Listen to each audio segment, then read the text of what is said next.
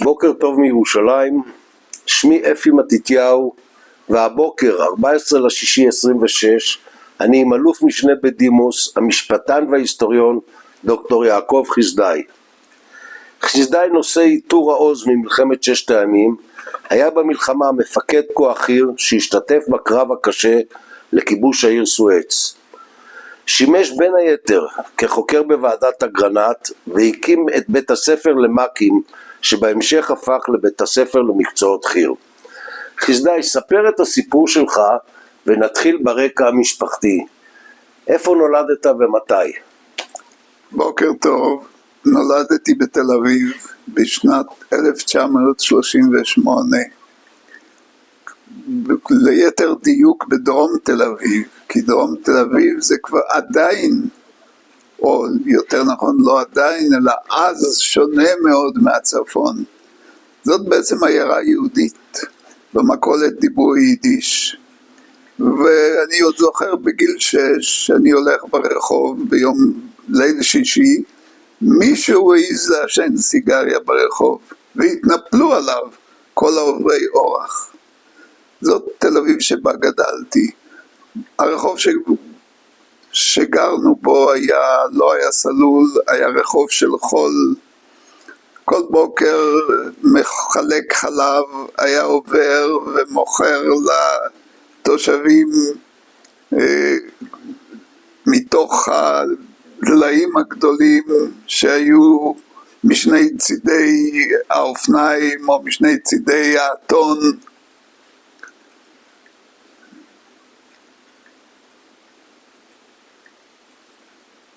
ההורים שלי, האבא בא מרוסיה, האמא מפולין, הבית היה בית לא עשיר, עני.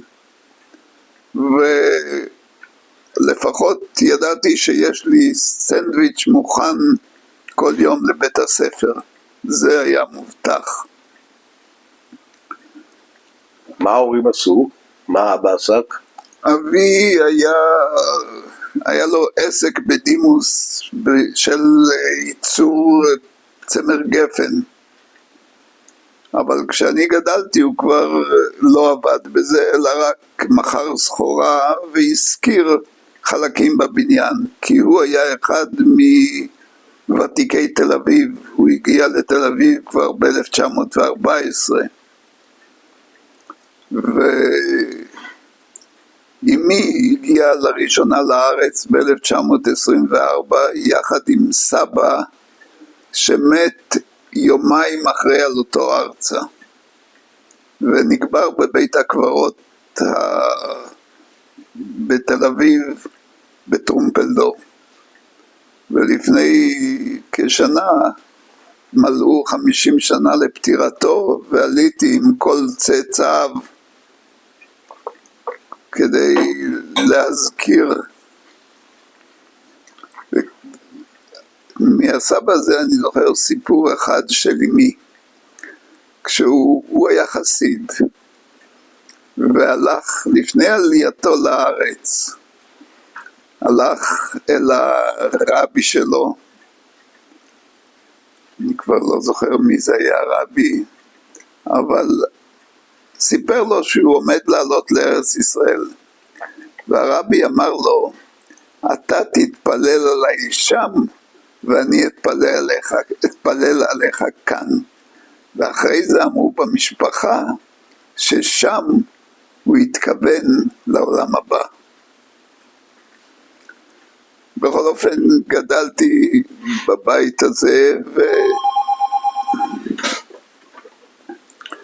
זה חלק מהזיכרונות של המשפחה שלנו, שזכרתי, אתה תתפלל עליי שם ואני אתפלל עליך כאן.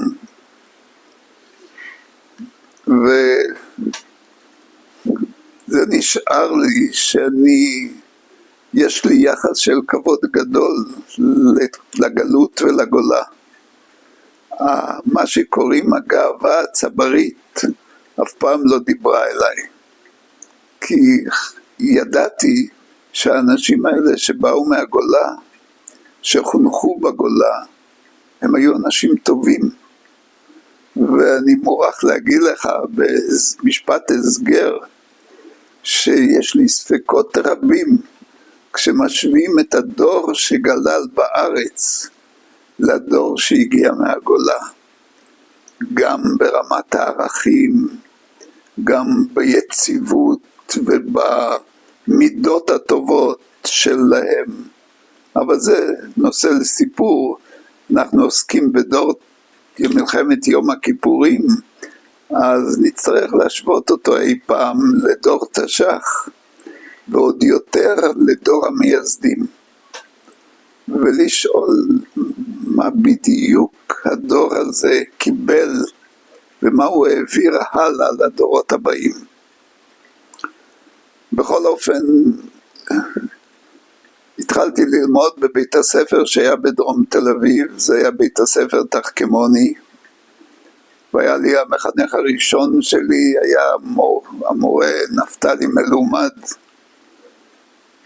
שאז חינך דורות של תלמידים בכיתה א', הוא היה מורה של כיתה א', וזאת הייתה ההתמחות שלו. אחרי זה, מכיתה ב' ואילך היה לי מחנך שגם הוא זכור לטוב, שמואל קליין, שנעשה לימים מנהל בית ספר שבח, אבל הוא היה מנהל בית הספר במשך 7 שנים. לא מנהל בית הספר, מחנך הכיתה שלנו, 7 שנים עד כיתה ז'.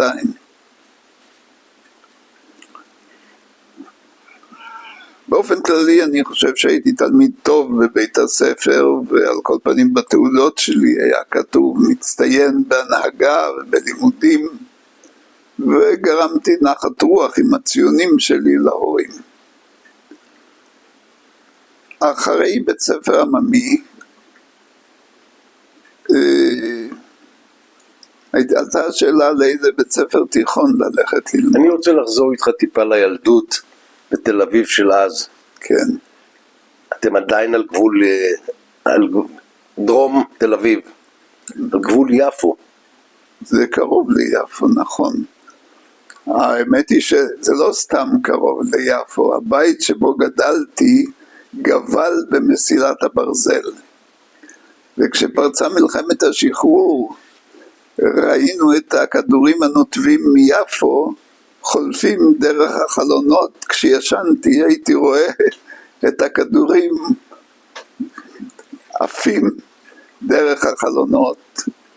וכל תקופת מלחמת השחרור אני עוד יכול לזכור לפני המלחמה את האנגלים מטילים עוצר על הרחובות, ואנחנו הילדים יוצאים, הרחוב הקטן שלנו לא נכנסו חיילים בריטים, אז היינו יוצאים לרחוב הרצל, צומת הרצל, ויפו תל אביב היה אז צומת מרכזית בתל אביב, ושם תמיד היה אפשר לראות את הצנחנים הבריטים ולרוץ מהר כשהם מסתובבים אלינו.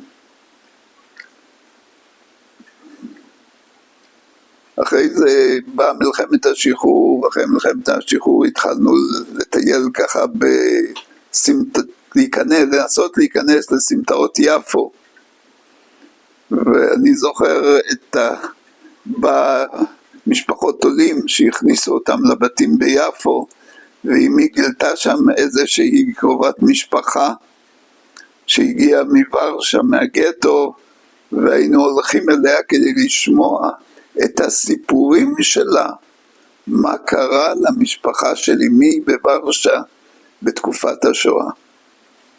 לא נשארו כמובן הרבה, אבל זה היה חלק מהתודעה שלי. וכשהתחלתי ללמוד לקרוא, אני זוכר שאחד הדברים הראשונים היה היומן של מרד וטו ורשה, שכתב, אם אני זוכר נכון, הסופר פלינקר בעיתון הבוקר. היום זה כבר לא זכור, אבל למדתי לקרוא מסיפורי המלחמה. ובבית שלנו באחד החדרים היה גר מורה זקן שהיה אוסף עיתונים. והייתי עולה אליו ומתחיל לקרוא את העיתונים על מלחמת העולם השנייה. וכך העברית שלי נבנתה מהעברית של שנות ה-40. ושם קראתי על המעופפים ועל המלחמה, חייתי מחדש את המלחמה באיחור. הגיע הזמן לסיים את בית ספר תחכימוני. הייתה שאלה איפה אני הולך ללמוד. מנהל בית הספר, אחימן, זיכרונו לברכה, קרא לי ולעוד 2 חברים ואמר, תראו, אתם תלמידים טובים, אתם יכולים ללכת ללמוד בתיכון עירוני א', שהיה בית ספר ממלכתי, אתם יכולים ללכת ללמוד בתיכון עירוני ב', שהוא בית ספר דתי. אני לא יודע לאיזה כיוון אתם רוצים, ואני לא בטוח שאתם רוצים להיות דתיים, אז תבחרו לאן אתם רוצים ללכת. ואני רוצה לומר שהשאלה הזאת הייתה לא כל כך פשוטה אז, כי היום החינוך הדתי הוא הרבה יותר קפדן ונוקשה. בבית ספר תחכימוני היה חינוך דתי, אבל לא הלכו עם ציציות בחוץ, ולא בדקו אם מישהו מתפלל בבוקר או לא מתפלל בבוקר, ולכן גם לא הרגשנו כל כך שונים מחברינו החילוניים. ברחוב שגרתי, חברים שלי, כל אחד מהם לא כל כך התלבט בשאלה אם הוא דתי או חילוני. היו כמה דברים מובנים אליהם, כמו קידוש, כמו הבדלה, אבל לא תמיד כל הילדים נטלו ידיים לפני האוכל, ולא רצו אחריהם לבדוק איך הם מתנהגים או מה הם עושים. בקיצור, זה היה חינוך שהשאיר לנו את הברירה להחליט. ואחרי שהוא דיבר איתנו מנהל, חשבנו, ואני החלטתי, הולך לצייטלין. צייטלין זה תיכון עירוני ב' שהוא תיכון דתי. היה עליך איזה לחץ מהבית ללכת? לא. המשפחה, בית אבא היה בית מסורתי חזק, או לא בית דתי, אני מבין? היה בית, תראה, אבי היה הולך כל שבת לבית הכנסת, ועושה קידוש, והבדלה, בהגדרה היינו דתיים. אבל ההגדרות אז היו הרבה יותר מקלות מאשר היום. בכל אופן הלכתי ללמוד בצייטלין, ולמזלי הטוב גם שם מצאתי מחנך. אולי צריך גם להגיד משהו על המחנך שלימד אותי 7 שנים בתחכימוני, שמואל קליין, שהוא היה מחנך למופת, דוגמה אישית של יחס לתלמידים ואהבה לתלמידים. אני יכול לזכור עד היום, נהגנו לשחק כדורגל אחרי הלימודים ולחזור הביתה ב2, ב3, וההורים באו אליו בטענות, אז הוא הזהיר אותנו ללכת הביתה בזמן אחרי הלימודים. ויום אחד כשהוא ראה שאנחנו לא חוזרים בזמן, הוא יצא החוצה לרחוב ששיחקנו כדורגל, וכשראינו אותו מגיע, ורצנו במעלה המדרגות של אחד הבתים, והוא עלה אחרינו במדרגות, הגיע לגג, אמר עכשיו הביתה. ומאז כבר לא שיחקנו אחרי. היה ברור בקיצור, זה מורה שהיה מחנך במלוא מובן המילה. כמובן שהוא היה יקה, אני חושב, מאוסטריה או מווינה, ומסודר וקפדן ודייקן, וזכור לטוב. בבית ספר, כשהגעתי לצייטלין, שם גם קיבלתי מחנך, שהוא זכור לטוב, דוקטור בומבך. ודוקטור בומבך היה ההפך מקליין. אם קליין היה יקה מסודר וקפדן, בומבך היה יהודי פולני, שקיבל השכלה בגרמניה, עשה את הדוקטורט בגרמניה, אבל נשאר יהודי פולני בכל רמה חבריו, עם המון אהבה לתלמידים, עם דאגה,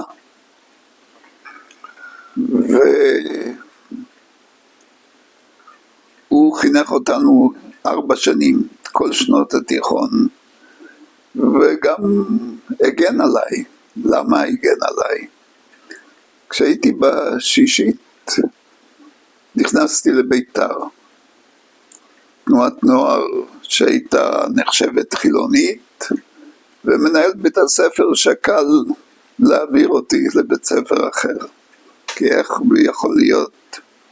ואז בומבך אמר לו, הלך אליו ואמר לו, על אחריותי, הוא יישאר. ונשארתי, והוא היה באמת דמות ומופת של יהודי. עוד פעם, יתר מורים בבית הספר היו ברובם מורים יקים. זה היה בכלל, רוב המורים היו מורים ולא מורות, אבל היו מורים, והוא היה הדוגמה שכאשר גדלתי יותר ולמדתי, הבנתי מה זה העוצמה הרגשית של היהדות הגלותית הפולנית. עד כמה היה בהם מטען של תרבות, של מידות טובות, שהלוואי שהיינו יורשים את זה בימינו. בכל אופן, למדתי בצייטלין 4 שנים, הייתי בביתר, הייתי גם מדריך בביתר, והכרתי טוב את פתחיה שמיר, שהיה אז נציב ביתר, והסתכלנו עליו מלמעלה, למעלה. והיום אני יודע אל מול ההתפתחויות שהיו אז בתנועת החירות, גם הוא לאט לאט נדחק ממעמדו כאיש אצ"ל ותיק, אבל זה כבר שייך לסיפור של הפוליטיקה הישראלית, שהוא לא בעיניי סיפור מרשים בעדינות. תרחיב לי טיפה על תנועת הנוער בית"ר, מה היה המשמעות, מה האופי הפעילות של תנועת הנוער? הסניף של בית"ר היה במצודת זאב, ולא רחוק משם מהלך 5 דקות היה הסניף של השומר הצעיר, ומהלך 15 דקות הסניף של בני עקיבא, וכל תנועות הנוער היו פחות או יותר דומות. אפילו בני עקיבא והשומר הצעיר, האידיאלים היו משותפים התיישבות, והיו יוצאים במסעות, ועצרות אבל לא היה הבדל גדול. בבני עקיבא רקדו בנים ובנות ביחד, וזה לא היה שונה ממה שבתנועות אחרות. התחיל אז בבני עקיבא המושג של ישיבות תיכוניות. הישיבה התיכונית הראשונה הייתה בכפר רועה, ואחריה קמה פרדס חנה, ומשם התחילו להגיע תלמידים שהיה להם כבר מטען דתי יותר חזק, יותר נוקשה. אבל בביתר לא הכרתי את זה עדיין, ובביתר הייתה הקפדה על מסורת. ידעו לא מחללים שבת, אבל החברים שלי שם לא היו דתיים. היו אחדים דתיים. האיבה שאני נתקל היום, המחלוקת הפנימית, היא זרה לי. כי בימים ההם, אמרתי את זה כבר, בדרום תל אביב, לא הכרנו מחלוקת כזאת. וגם בבית הספר התיכון, העממי והתיכון, היו דרגות שונות של תלמידים, וכולם חיו אחד עם השני בלי חילוקי דעות ובלי ויכוחים. אחד עשה ככה, אחד עשה ככה, בסדר, אתה רוצה תברך, אתה רוצה אל תברך. כשאני מסתכל היום אני רואה המנהיגים הציונים הדתיים רואים זכות גדולה שהציבור שלהם הוא יותר נוקשה, והייתי אומר כבר הוא זז ימינה בצורה קיצונית. זה היה שונה בזמני, בשנות ילדותי. הדתיים היו חלק מהעם, חלק, איך אומרים, לא חידדו את הניגודים, לא רבו, לא הסתכסכו על הנושא הזה.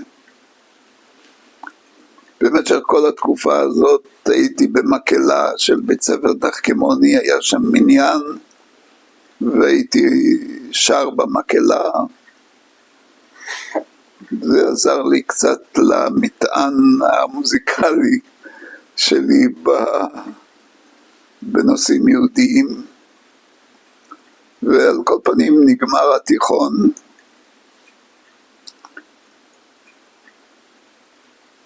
הולכים לצבא. לאן הולכים לצבא? מכיוון שאני בביתר, יש גרעין של ביתר, כמו שיש גרעין של בני עקיבא, וגרעין של השומר הצעיר ושל הנוער העובד, הולכים לגרעין. ואז אני מקבל את השיעור הראשון שלי, שהפך אותי לספקן וביקורתי.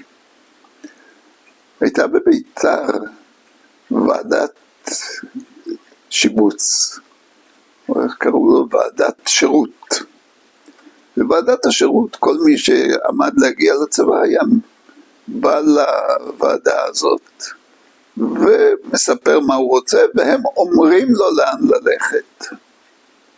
ואני באתי לוועדת השירות הזאת, ואמרתי שאני רוצה ללכת לצנחנים, ואמר לי ראש ועדת השירות, לא, אתה תלך לנחל עם ביתר. בסדר, קיבלתי את הדין, הלכתי לגרעין של ביתר. אחרי כמה חודשים התברר לי שיושב ראש ועדת השירות היה עריק מצה"ל, שנתפס וישב בכלא, וזה היה השיעור הראשון שלי, שעשה אותי ביקורתי מאוד לאידיאולוגיות ולהטפות כי הבנתי שבכל דבר צריך לחפש לא רק את הכותרות ואת השלטים, אלא גם מה האמת מאחוריה. על כל פנים, מכיוון השאיפה שלי נותרה, עשיתי טירונות עם הגרעין של ביתר, ואחרי זה קורס מקים בבאר טוביה, ואחרי קורס המקים עברתי לגדוד 50 של הצנחנים. ואז התחיל המסלול שלי בצנחנים. אז קראו לזה נחל מוצנח לגדוד 50. מי היה מפקד הגדוד, אתה זוכר?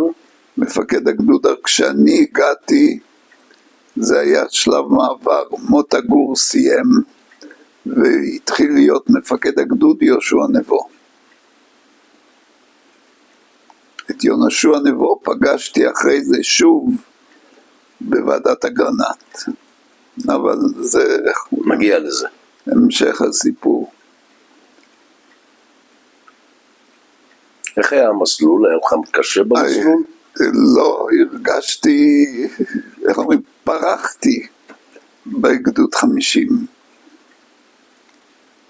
כי המ"פ הראשון שלי היה חזי שלח, אביו של חבר הכנסת, או אני לא זוכר מי זה היה, עופר שלח, כן, שהיה בחור משכיל, מבריק. אז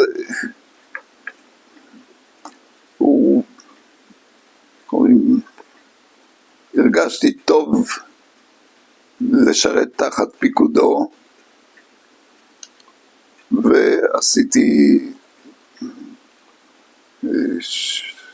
3 מחזורים. בגדוד 50 היו באים מחזורים של חיילי נחל, קראו לזה אימון מתקדם של חצי שנה. אז עשיתי 3 מחזורים, שזה היה, כל מחזור היה מתח של אימונים וקושי רציני, ואיך הייתי בתור מ"כ וסמל, זה צריך לשאול אותם. כעבור שנה קרה לי אסון במשפחה. הייתה לי אחות מאוד אהובה, שרה שמה, והיא נהרגה בתאונת דרכים. וזה במשך שנים העיק עליי והכאיב לי.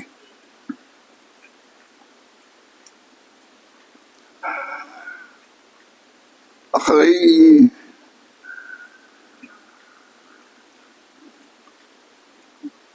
חזרתי לשרת בגדוד, והייתה לי אפשרות לצאת לקורס קצינים, אבל רציתי להבטיח שאני אחזור לגדוד כקצין, ולכן נשארתי עוד שנה כסמל בגדוד, וכעבור שנה יצאתי לקורס קצינים. בקורס קצינים כבר הייתי איש ביקורתי. זאת אומרת, גם ניסיון החיים שלי וגם האסון שפקד אותי, עשו אותי לאדם מאוד ביקורתי, והממ"ח שלי היה, ואני מניח שאולי אתה יכול לזכור את השם, ינוקה.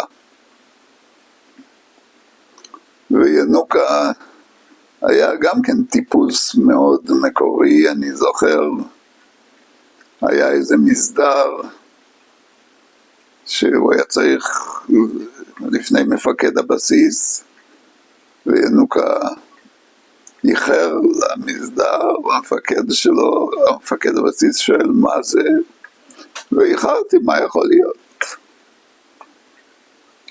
בכל אופן, סיימתי קורס קצינים וחזרתי לגדוד.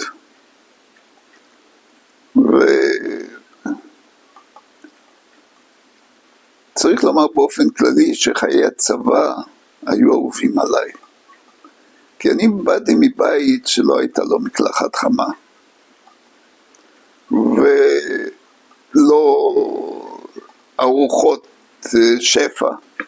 אולי לא הזכרתי עוד שאבי זיכרונו לברכה היה צמחוני. וכל הבית היה צמחוני, וגם אני הייתי צמחוני במשך כל השנים, וגם הילדים שלי. זאת אומרת, אנחנו 3 דורות של צמחונים, שההתחלה היא אידיאולוגית, ואחרי זה זה סדר חיים, תרבות כזאת.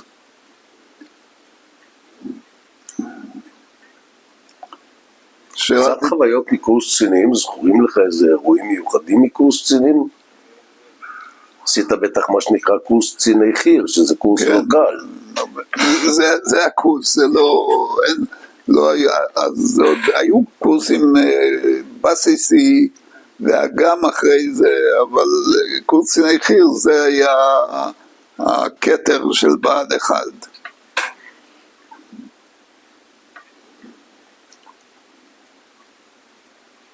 חשבת אז כבר על קריירה צבאית? אמרתי, אהבתי את הצבא, ורציתי להישאר בצבא, ובאמת נשארתי בגדוד. הגדוד היה בשבילי שמחת חיים. התחלפו מג"דים, אני גמרתי להיות מ"מ, נעשיתי סמ"פ של מ"פ שאחרי זה נהרג במלחמה חלפון, ואחרי שהייתי סמ"פ חצי שנה, המג"ד החליט לשלוח אותי לבה"ד 1. היה צריך לשלוח מכסה של קצינים להדרכה בבה"ד 1, ואז יצאתי לבה"ד 1. זה היה בשבילי אכזבה עמוקה, אבל מצאתי פתרון. הגעתי לבה"ד 1, ראיתי מה התנאים שקיימים שם, מה נדרש ממני. נסעתי ונרשמתי לאוניברסיטה. תפרט, מה זאת אומרת אכזבה? איך זה יתבטא אכזבה?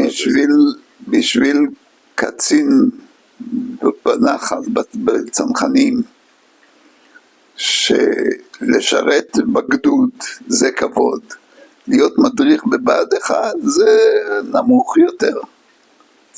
אין את הסיפוק גם של פיקוד ממש של אנשים, ולכן אף אחד לא רצה ללכת לבה"ד 1, והיו מוכרחים לחייב בפקודה. לימים, כאשר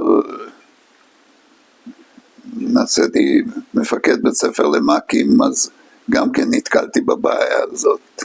קצינים לא רצו לבוא מהגדודים להדריך בית ספר למ"כים, והייתי צריך לבקש שזה יהיה מסלול מחייב, שאדם לא יכול להתקדם בצבא אם הוא לא עושה תקופת הדרכה. בכל אופן הגעתי לבה"ד 1 וראיתי שאני צריך להיות בשיעורים בשעות כאלה וכאלה, בימים כאלה וכאלה. זה חיים שונים לגמרי מאשר החיים בגדוד. ואמרתי, זו הזדמנות ללכת ללמוד, כי רציתי מאוד ללמוד. עליתי לאוניברסיטה בירושלים, נרשמתי והתחלתי שנת לימודים.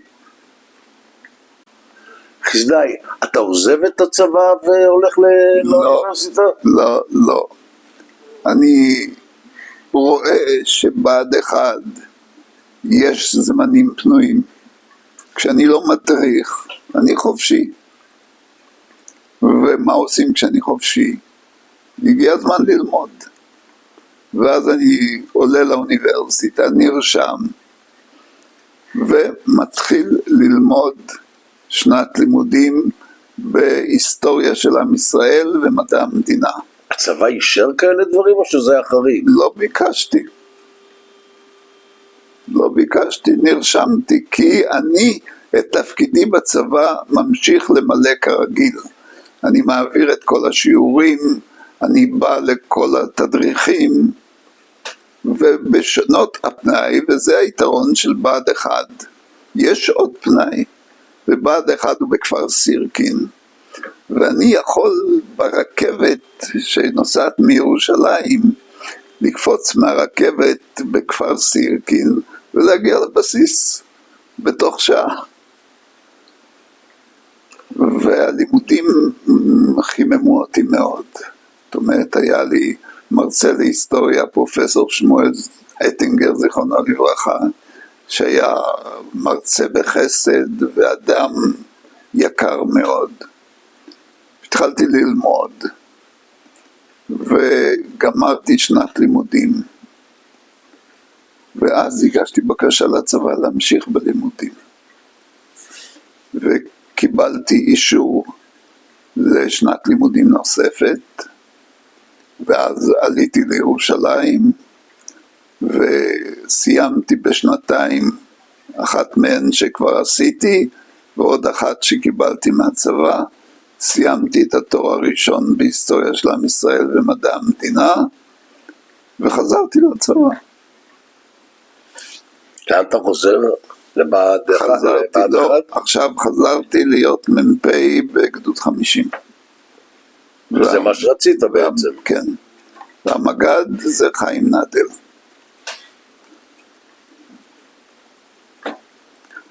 בקיצור, איך שאני חוזר אני מקבל פלוגת מילואים לאמן אותה בתקופת קריאה למילואים שלהם, ושם אני לומד את השיעורים הראשונים, אני מביאים להם ארוחה לשטח, ואני פתאום מגלה שאין כלי אוכל, ושהם צריכים לאכול מהסירים. אבל בקיצור, זו הייתה תקופת התמחות טובה לקראת תפקיד המ"פ, כשמגיעים המחזורים הבאים, ושאז אני עושה 3 מחזורים בגדוד 50 כמ"פ. וזה היו תקופות לחץ, אבל זה היה בשבילי סיפוק בלתי רגיל.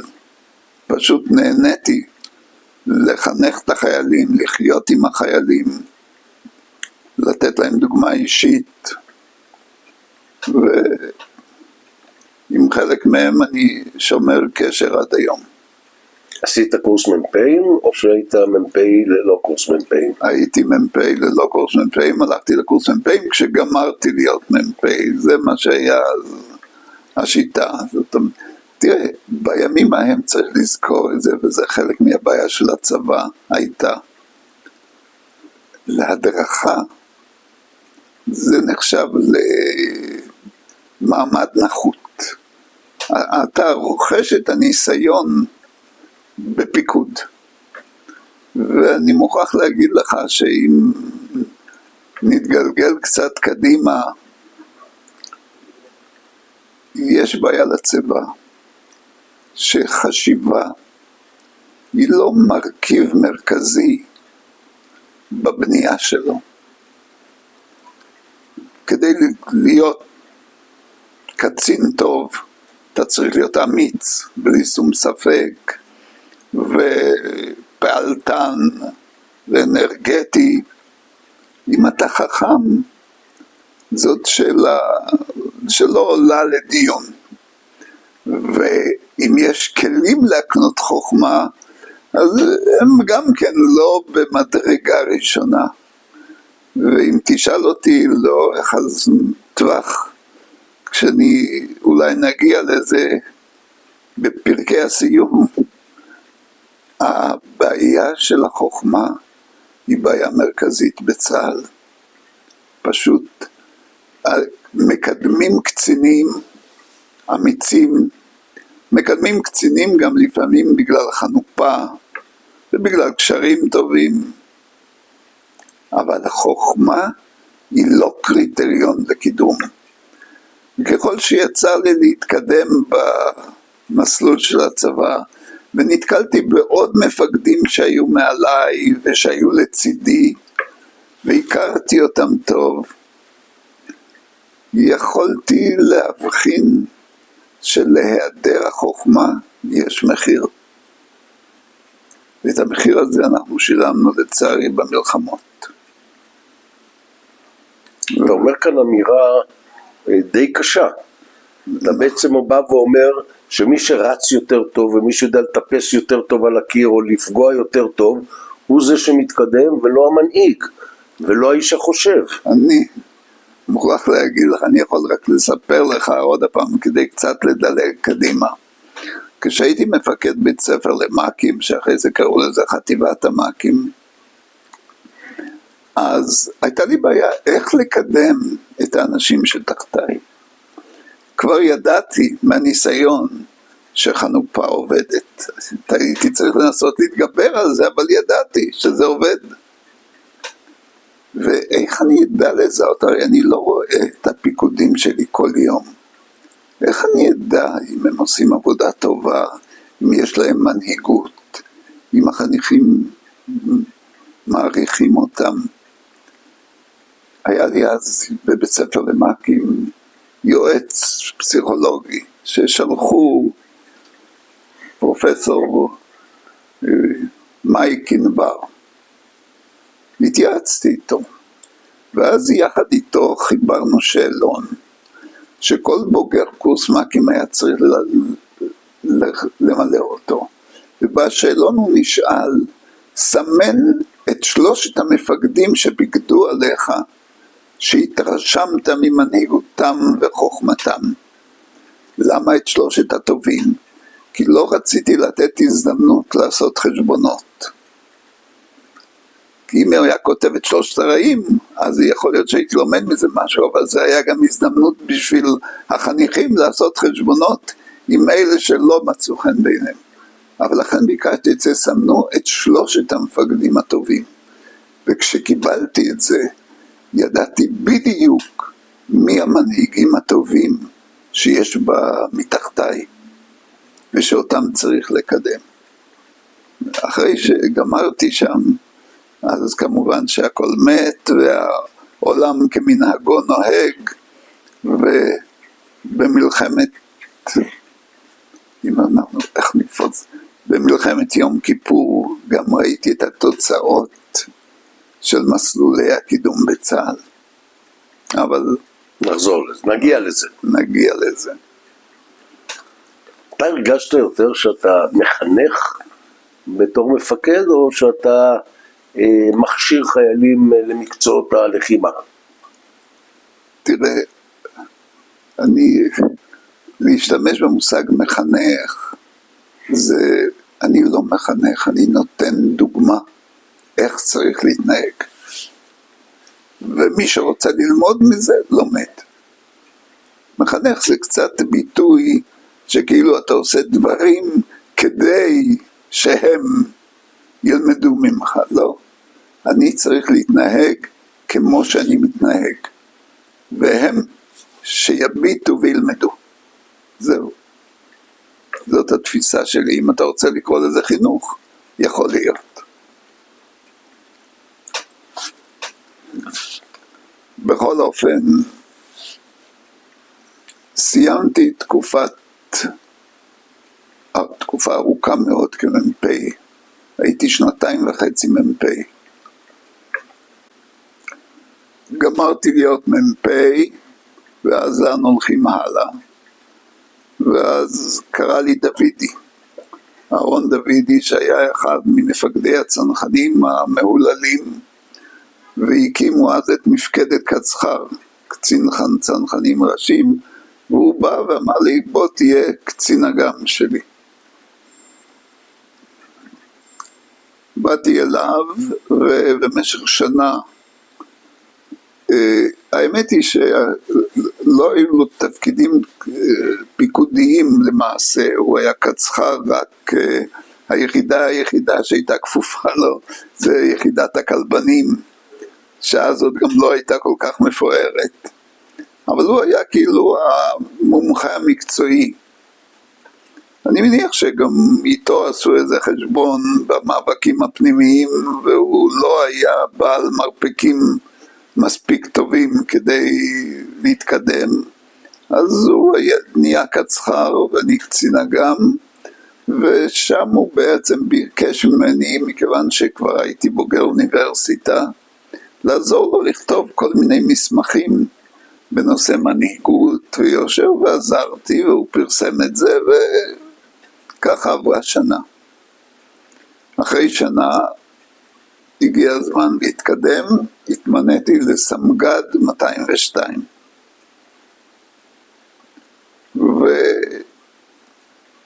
והמג"ד יואב שחם. זה תפקיד חדש וזה תפקיד בעייתי, סגן הוא תמיד תפקיד בעייתי, ובפרט לאדם ביקורתי שגם מסתכל בביקורת למעלה ולמטה, אבל כשהגעתי לשם גיליתי עוד הפעם כל מיני דברים.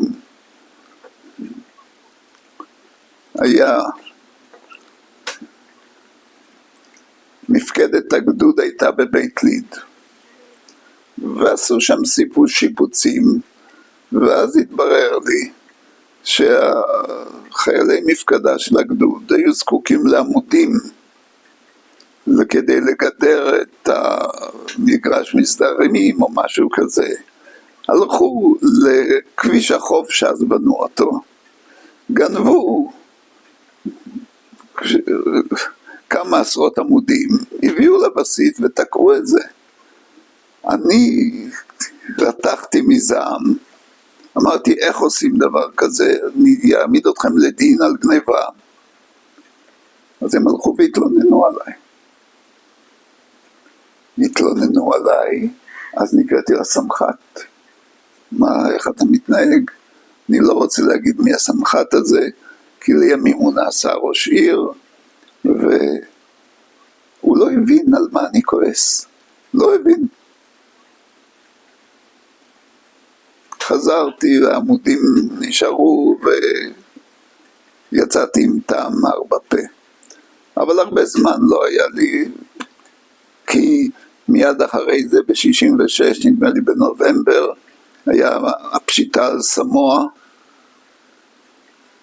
ששם הייתי הסמג"ד של יואב שחם, והזעיקו אותנו בלילה לאסוף את הגדוד, אספנו 2 פלוגות, הגענו לשדה תימן ומשם זחלמים לסמואה, ושם זה היה ההתקלות הקרבית.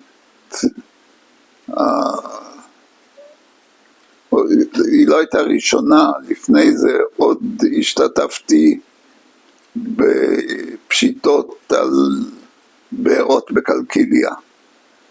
זו הייתה איזושהי פעולה שלא הגיעה להתקלות עם אויב, אבל הייתה פעולה, וגם הייתה פעולה שאני בהר חברון, גם כן חדירה לתוך השטח. והיה לי ניסיון לא קרבי ממש, בסמואה זה היה ניסיון הקרבי ממש. וכשאנחנו נוסעים קדימה בקרב, יואב שחם בנגמ"ש הראשון מגיע לפאתי הכפר, נתקל באש, נותן פקודה אחריי וחוטף כדור במקום ונהרג. המשכתי עם הגדוד קדימה וכבשנו את הכפר, פיצצנו את מה שצריך. אני גם שמחתי לגלות, כבר קראתי לפני זה, שיש בכפר, זה בסמואה, זה שתמואה העתיקה, יש בית כנסת עתיק. חיפשתי אותו, אבל לא בדיוק ידעתי איפה למצוא אותו. אבל מה שנשאר לי מהקרב בסמואה, זה התחקיר שלימד אותי איך עושים תחקירים בצה"ל.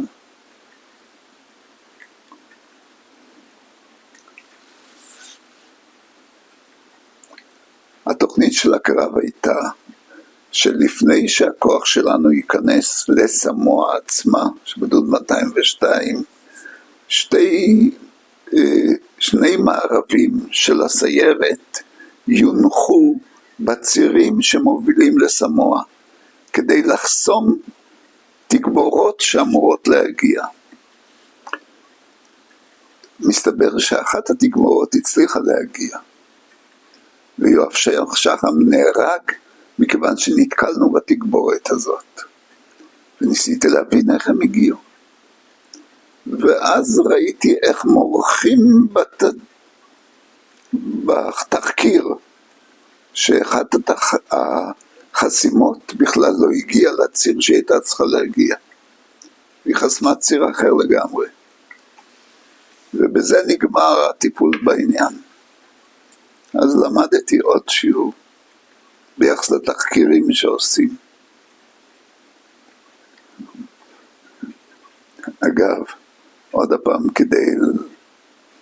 ראיתי גם את התחקירים האלה אחרי מלחמת יום כיפור, כשהייתי בתחקיר של האוגדה של אריק שרון, ואריק העלה את מפקדי החטיבות אחד אחרי השני, שיספרו מה היה אצלם. וכשכל אחד סיפר, הוא אמר שב, עכשיו השני, עכשיו אתה תספר. וחלק מהסיפורים אני ידעתי, זה היה, לא היה תחקיר, זה היה סיפורי מעשיות, שכל אחד סיפר כראות עיניו. אבל, איך אומרים, אתה יכול לראות שלאורך דרכי בצבא, הייתה לי עין פקוחה, אבל ראיתי דברים בצער, ולא יכולתי לשנות כלום.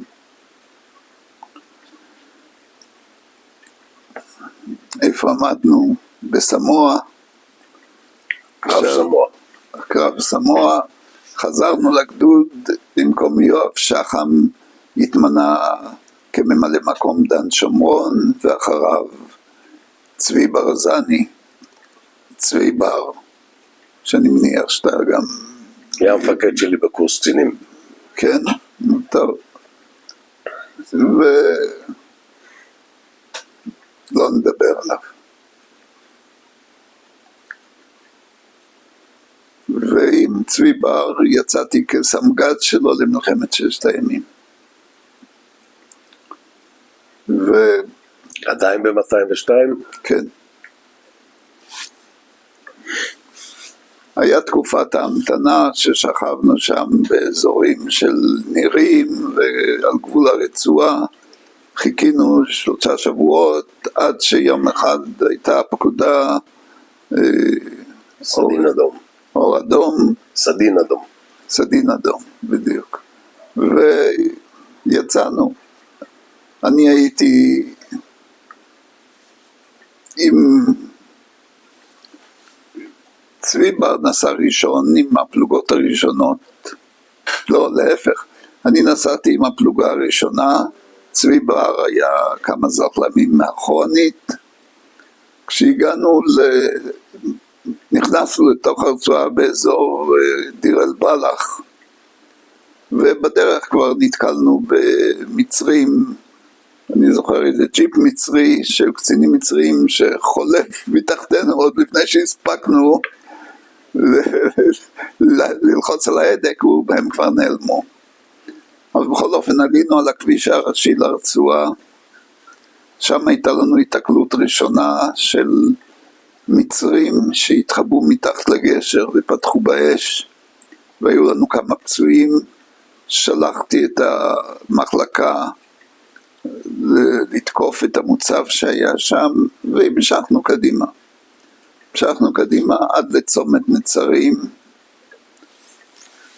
צומת נצרים זה, היום אני כבר לא יודע איך קוראים לזה, אבל ליד צומת נצרים היה בית, ושם בצומת היה מוצב פלסטיני גדול. מי שהגן על הרצועה זה לא היו מצרים, אלא החטיבה הפלסטינאית של הצבא המצרי. ואנחנו מגיעים לצומת נצרים, ושם פותחים עלינו באש. ואני קם בזחלם כדי לתת פקודה לפלוגה שם להסתער, וכשאני קם אני חוטף מהבית שבצד, בטווח של 20-30 מטר, 2 כדורים שמפילים אותי לתוך זחלם, נגמש. וברזני ממשיך קדימה. אני נשאר מאחורנית עם מחלקת מטה הגד. וברזני ממשיך קדימה על הציר ועולה על הכביש שעולה לעלי מונטר. והתאגד אחריו, אני בתאגד פצוע. אחרי נסיעה של בערך 0.5 קילומטר, מופיעים מהמוצב שיושב על הציר שברזני עובר אותו, מופיעים 3 טנקים מצריים, פלסטינאים, ועוצרים את הטור. וברזני מצליח לעבור עם עוד 2 פלוגות, וממשיך לרוץ קדימה. אנחנו תקועים על יד הצומת, ופלוגה אחת לפניי, הוא רואה פתאום את הטנקים באים מולה, ואז 2 חיילים מהפלוגה, ז'ק אלימלך ועוד אחד שאני לא זוכר את שמו, פותחים באש ברבנטים על הטנקים. טנקים מסתובבים ומסתלקים. ואז אנחנו נשארים ומחליפים אש עם הצדדים, ואני מסתכל ימינה שמאלה, ופתאום על הנגמש, שאני יושב על מכסה המנוע, נופלת פצצת מרגמה שנורתה מהמוצב. ואני מרגיש שחטפתי משהו בראש. אני מסתכל שמאלה, הנהג שלי כבר בלי ראש. ניסיתי לפתוח את הדלת כדי לרדת מהזחלם, ובמקום לרדת אני נופל. למה? כי הפצצה גם קטעה את הברך שלי. התגלגלתי איכשהו מתוך הרכב. נשכבתי בתעלה, והתחלתי לנסות לארגן את הכוח שמסביבי, כדי שלא יפתיעו אותנו. באותו זמן מתנהל גם הקרב שנגד הטנקים, וככה נשארנו שם בצומת הזאת. זה לא בדיוק בצומת, זה 500 מטר. לקראת ערב הגיעה מפקדת החטיבה של יהודה רייף, והם יוצרים איתנו קשר.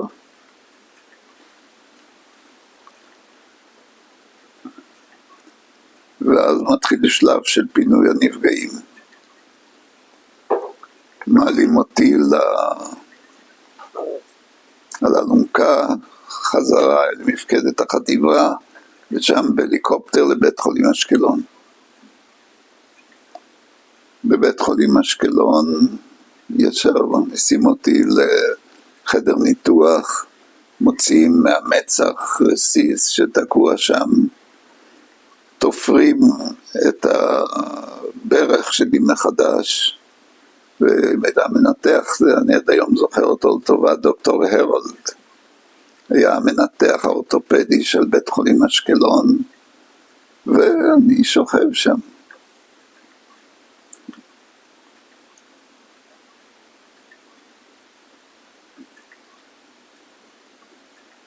אחרי שבוע או שבועיים אני מתחיל להתאמן ללכת, מתחיל במסדרונות בית החולים להתאמן, להכשיר מחדש את הברך להליכה, וכעבור חודש אני יוצא מבית החולים. יוצא מבית החולים, היו לי ויוצא לפום, בית הספר לפיקוד ומטה. היה לך הרגשה שבעצם החמצת את המלחמה? נלחמתי, לא החמצתי. אני לא קובע מתי ירו עליי. בכל אופן הלכתי לפום, ושם כבר החוש הביקורתי שלי הוא עובד בלא מעצורים. צריך להודות שגם העובדה שיצאתי בכבוד מהמלחמה חיזקה את הביטחון העצמי שלי. ובאתי לפום וראיתי, אני מוכרח להגיד לך, שמה שקרה במלחמת יום הכיפורים היה, הפירות שלו נזרעו עוד בהתחלה, עוד בפום, אולי בקורס קצינים. אבל אני אתן לך דוגמה רק כדי להמחיש. איך היו עושים תרגיל בפום? מה זה תרגיל? יושבים לילה ומכינים את ההכנות לקרב למחר. מחר מתחוללת מלחמה, עושים צעדים פה, עושים צעדים שם, גומרים את היום, יורד לילה, אחרי 24 שעות בלי מנוחה, הולכים לישון, כולם.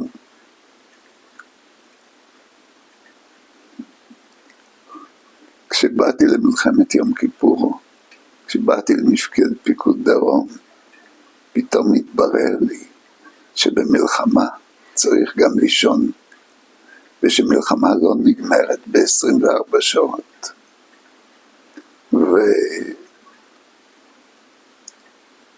אולי אני אחזור כשאני אגיע למלחמה, אבל עוד סיפור שקשור בזה. עשיתי תרגיל, ובתרגיל הזה, לא אני, אלא תרגיל של פום, שאני היה לי תפקיד בו, היה בתרגיל הזה מדריך ראשי, שתכנן את התרגיל. ומה היה התרגיל? 4 דיוויזיות עיראקיות תוקפות את מדינת ישראל מכיוון ירדן. צהל, אוגדה של צהל, בולמת אותם, תוקפת התקפת נגד, רודפת אחרי 4 האוגדות האלה חזרה לגבול עיראק ועוצרת. אותו מדריך היה במלחמת יום כיפור סגן מפקד אוגדה שבקושי עצרה את האוגדות המצריות, בקושי. אבל זה, איך אומרים, אני מדי פעם משחיל לסיפור את הלקחים שלי. טוב, הייתי בפום חניך שנה,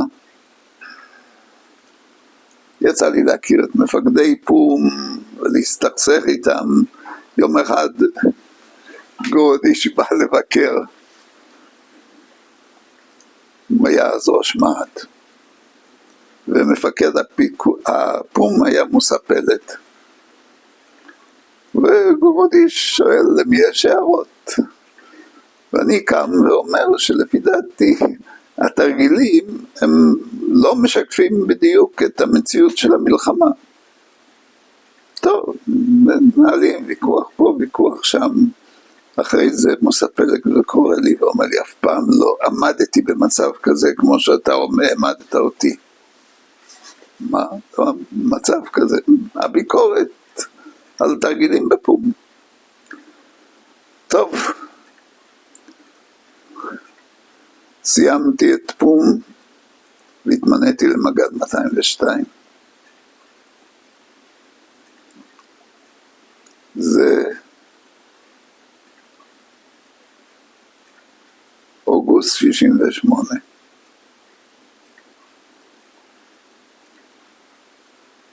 אני נכנס למציאות שהיא מציאות די חדשה בשבילי. אמנם הייתי מג"ד 8-9 חודשים, אבל הצבא שהכרתי היה הצבא שלפני מלחמת 6 הימים. צבא שהפלוגות לפחות של הצנחנים ישבו 10 חודשים היו מתאמנות.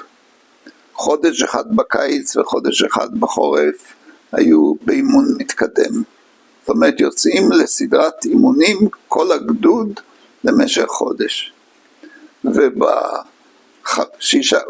חודשים בין לאימון מתקדם לאימון מתקדם, כל פלוגה הייתה עצמאית בשטח.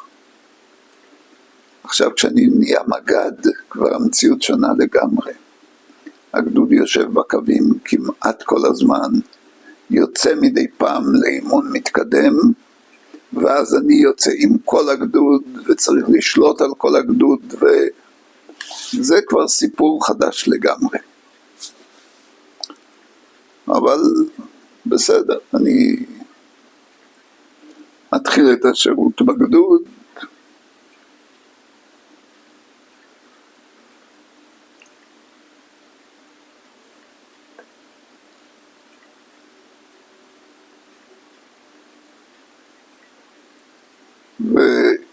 ויושבים, אנחנו עושים, ההתחלה שלי, אני יוצא אימון מרוכז עם כל הגדוד ברמת הגולן, ואחרי זה מתחילה מלחמת ההתשה.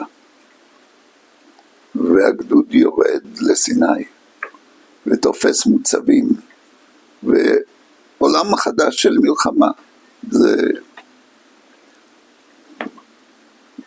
בכל מוצב בתעלה יושבת פלוגה או חצי פלוגה, ואנחנו יושבים בגזרה הצפונית. הגזרה הצפונית היא בעייתית, למה? כי מקנטרה וצפונה יש דרך עפר שמובילה לשלושת המוצבים. הצפוני שבהם הוא כמה, 10 קילומטר מפורט סעיד. ובין המוצבים ובין כוחותינו, בין הדרך הזאת, יש ביצה. אי אפשר להגיע לדרך הזאת, אלא על הביצה. והמצרים מניחים מערבים על הדרך הזאת.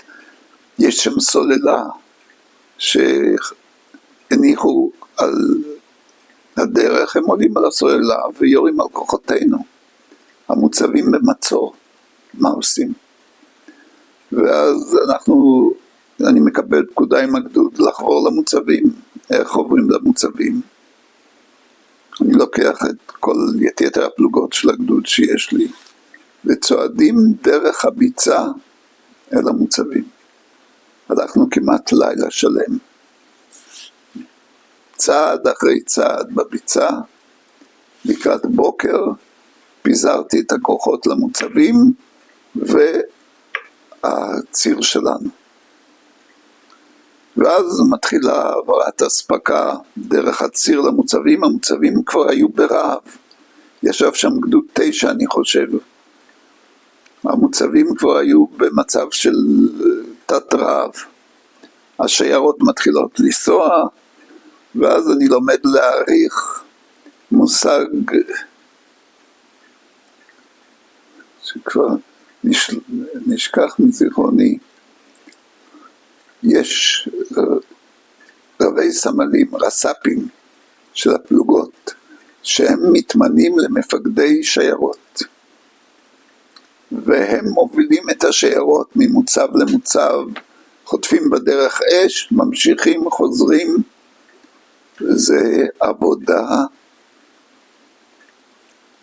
היה להם איזה שם כינוי שאני כבר לא זוכר, אם אני אזכר, משהו כמו הבריונים או נמרים אולי? לא נמרים, זה הקצינים שבאו בסוף מלחמת ההתשה, אבל זה היה כינוי של הגדוד, אני לא מניח שאתה יכול לדעת אותו.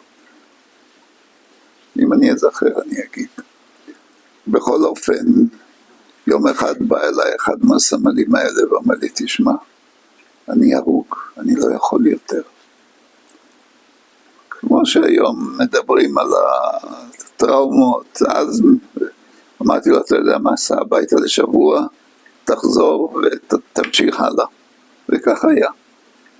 זה היה הטיפול בימים ההם בנפגעים. בכל אופן, ב-30 במאי הייתי בתלה מאוגוסט עד מאי.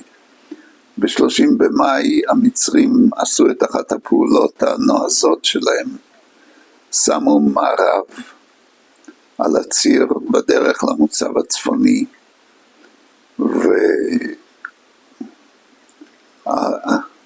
וכל השיטה של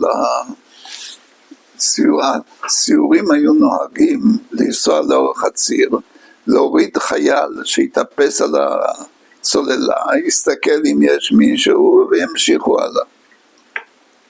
איך אומרים? מי הציע את השיטה הזאת, אז אבל בכל אופן אחד הציורים שלנו, החייל שעולה לתצפית לא מזהה, ברגע שהוא עולה לתצפית יורים עליו, יורים על הסיור, גורמים לו לעבודות כבדות, ואני מקבל פקודה לצאת לחלץ אותו.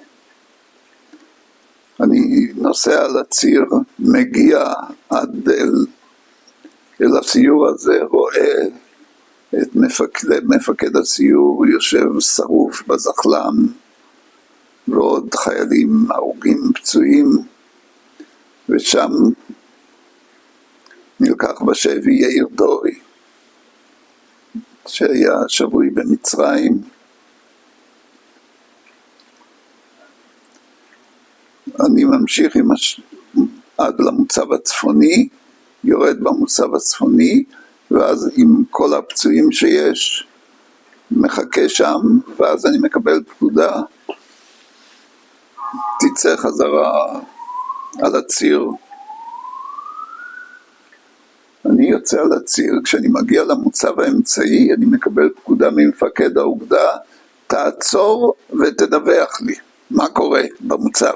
הרי לא היו, המכשירי קשר היו אז לא אמינים, אז תעצור במוצב ותדווח לי מה קורה. ואני שואל אותו, מה עם הכוח? הוא אומר, הכוח ימשיך הלאה. אני יוצר במוצב, מדווח לו מה קרה, על נפגעים, על כל הדברים, בינתיים הכוח שממשיך הלאה עולה על עוד מערב. ושם גם כן יש נפגעים. אני יוצא מהמוצב, מגיע עד לכוח הזה, מוריד את כל האנשים ואומר להם מעכשיו והלאה אנחנו הולכים ברגל את כל הציר. וכך היה, הלכנו את כל הדרך כ10 קילומטר עד שהגענו למצב הקיצוני ושם התפנינו לבסיס חזרה.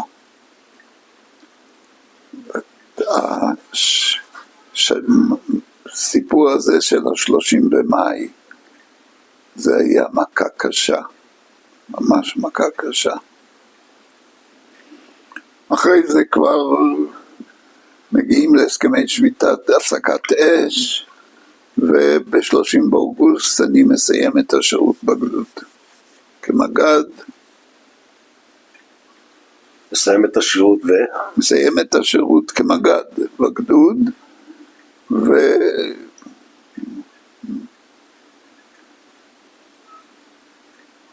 וחוזר להיות מדריך בפום. חסדאי, לפני שאנחנו ממשיכים הלאה, אני רוצה בכל זאת להחזיר אותך לשנתיים שהיית מג"ד 202.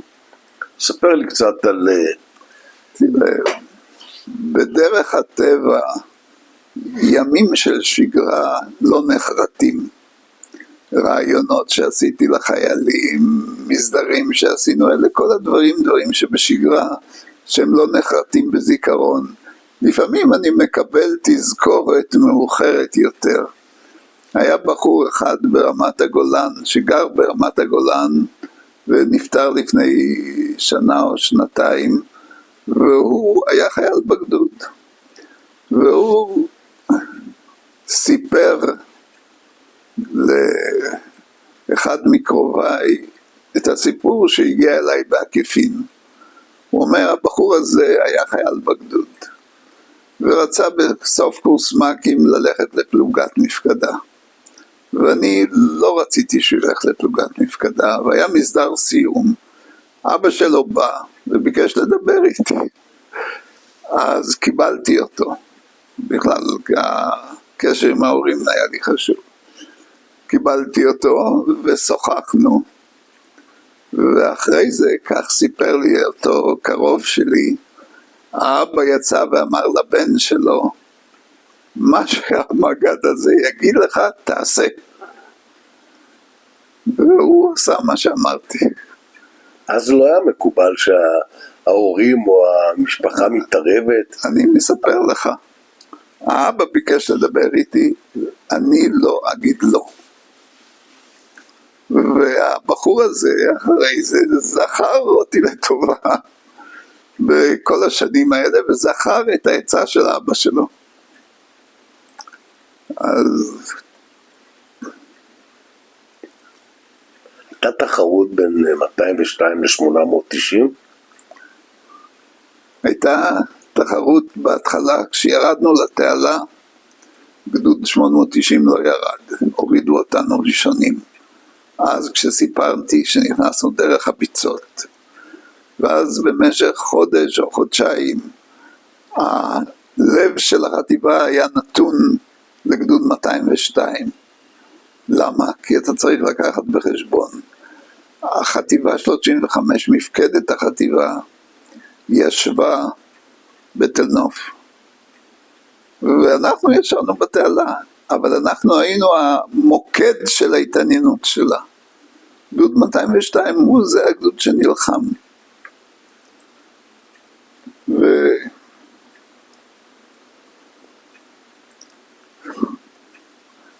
חלק מההתרשמות שלי ממפקדים, ישבנו בתעלה, בעיצומה של מלחמת ההתשה, מפקד האוגדה בא לבקר במוצבים.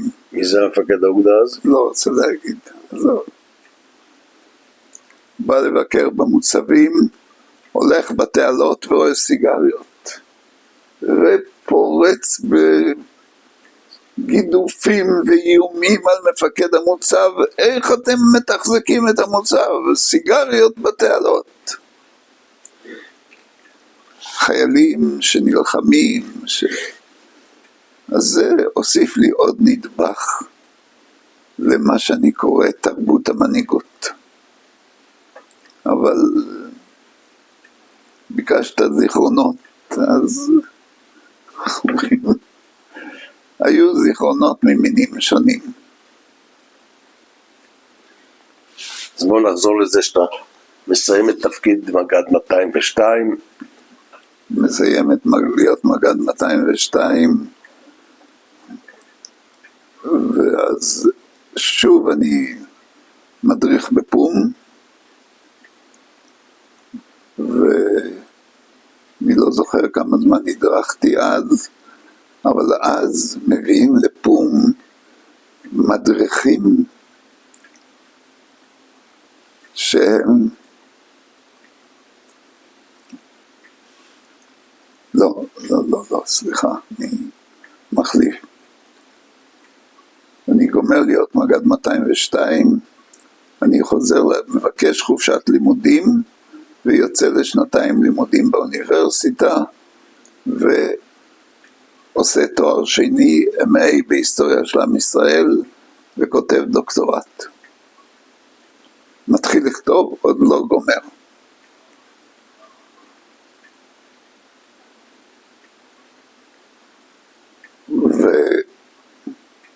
וכשאני מדריך בפום,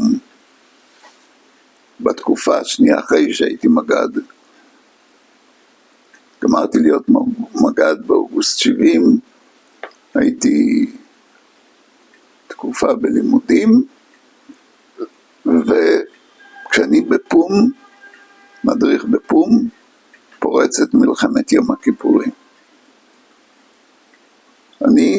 אין לי תפקיד מינוי רשמי, כי אני מדריך בפום. אני חוזר בצהריים, שומע שיש משהו, אני חוזר הביתה, אמי מחכה בפתח הדלת, בוכה, מה קרה? אני לא יכולה, יש עוד מלחמה, אני כבר ראיתי 3 מלחמות, אין לי כוח לעוד מלחמה.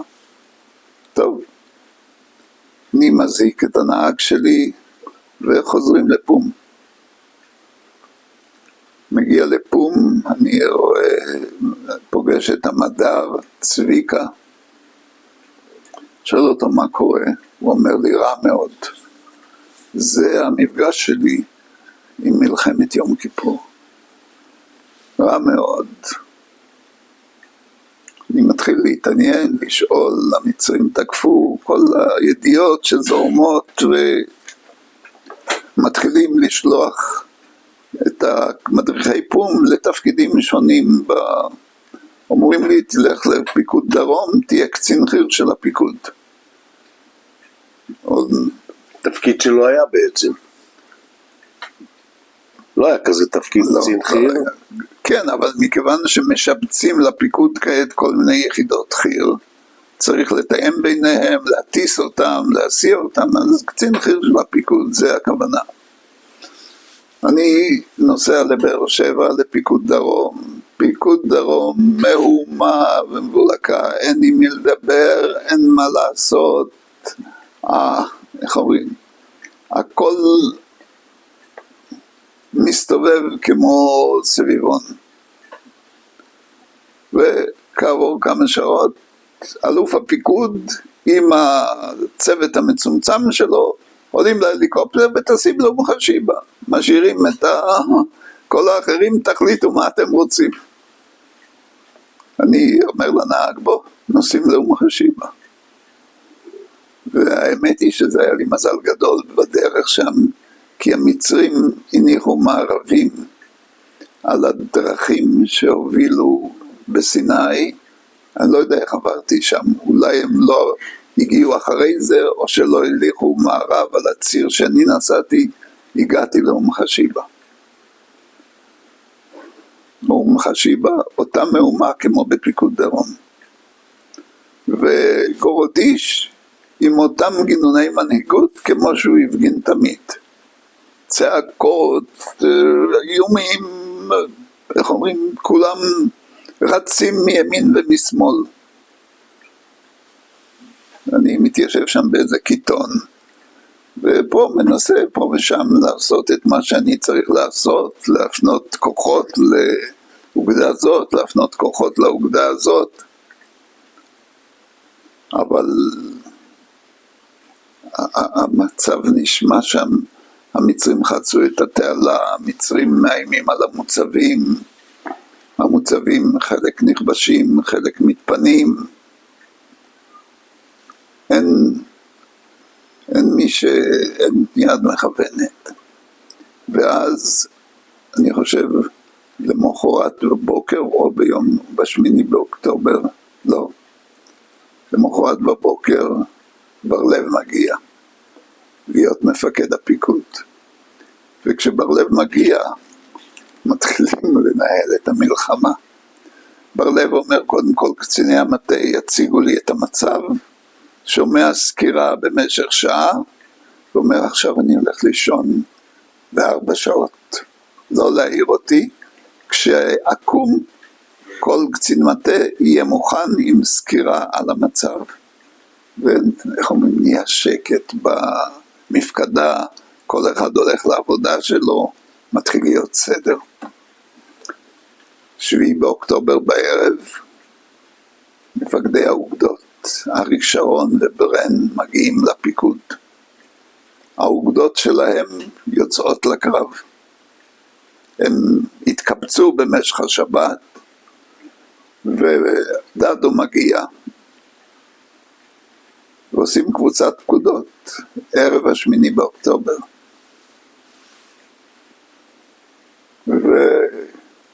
וקבוצת הפקודות, ברן מודיע את התוכנית שלו, אריק מציג את התוכנית שלו, ואז כשהם גומרים את התוכניות, דדו אומר להם ולכל הקצינים שיושבים מסביב, אני מבקש מכם לזכור ששתי האוגדות האלה הם כל מה שיש בין המצרים ובין תל אביב. ואני שומע את זה, וכאילו נפתחו לי העיניים. למה? כי עדיין הייתי שבוי בתפיסת העוצמה של צה"ל, שאנחנו כל יכולים. הניצחון הגדול בששת הימים, שום דבר לא יעצור אותנו, נרצה קהיר, נרצה דמשק, ואני עוד זוכר, אבל טוב אולי זה בהמשך, בכל אופן הבנתי שאנחנו עם קטן וצבא קטן, והמלחמה היא מלחמת קיום, ולא הרפתקה צבאית חדשה. בכל אופן 8 באוקטובר הוכיח שזה המצב. התקפה אומללה של ברן, עמידה מהצד של אריק שרון, נגמר בכישלון מחפיר. תפרט, אתה מתכוון למתקפת הנגד של 8 לאוקטובר. כן, זאת הייתה המתקפה שהייתה אמורה להדוף את המצרים אל מעבר לתעלה.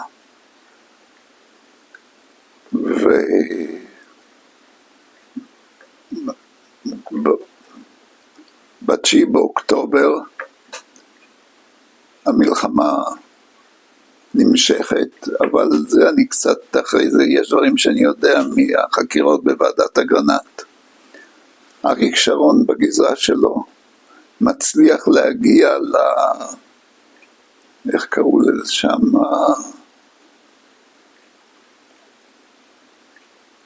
היה מוצב שעל ידו היה מעבורת.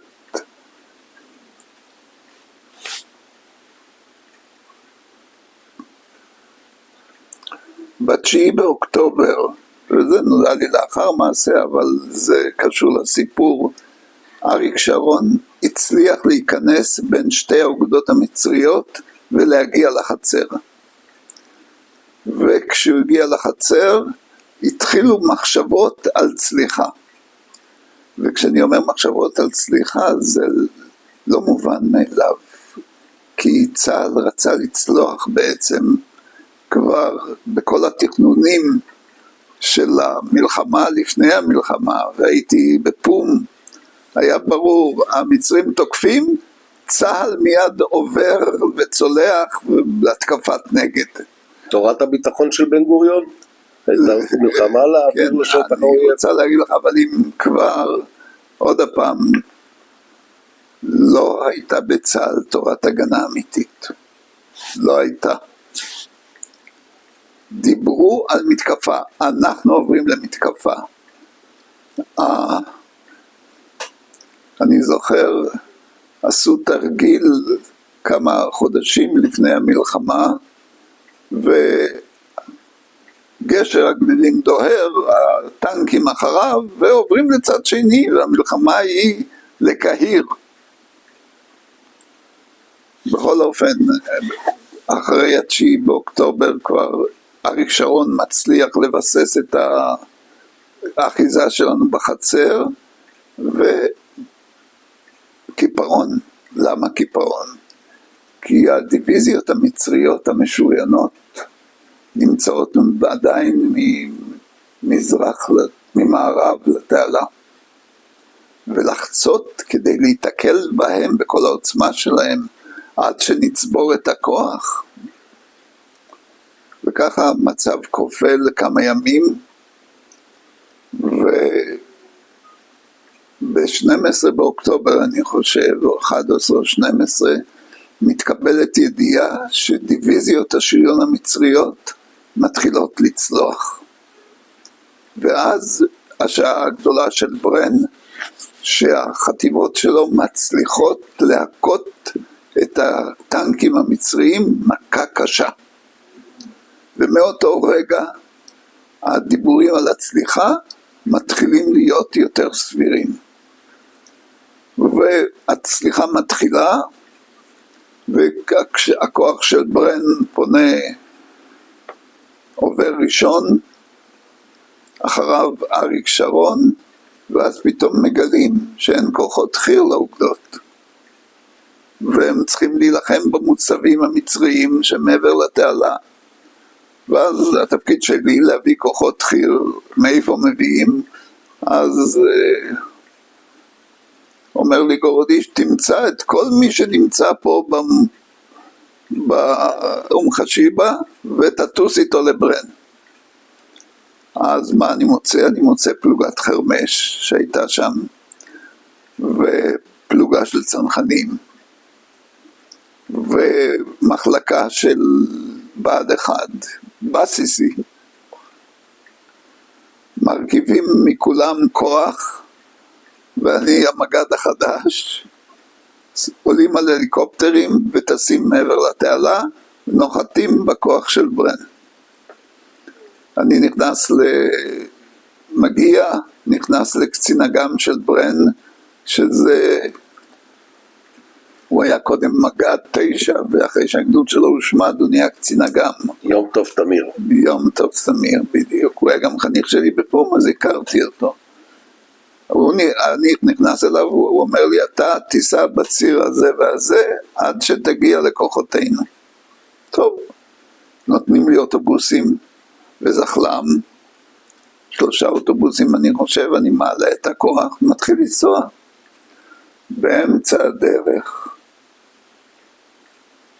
אורות של זרקורים נדלקים על השיירה, ואני עוצר,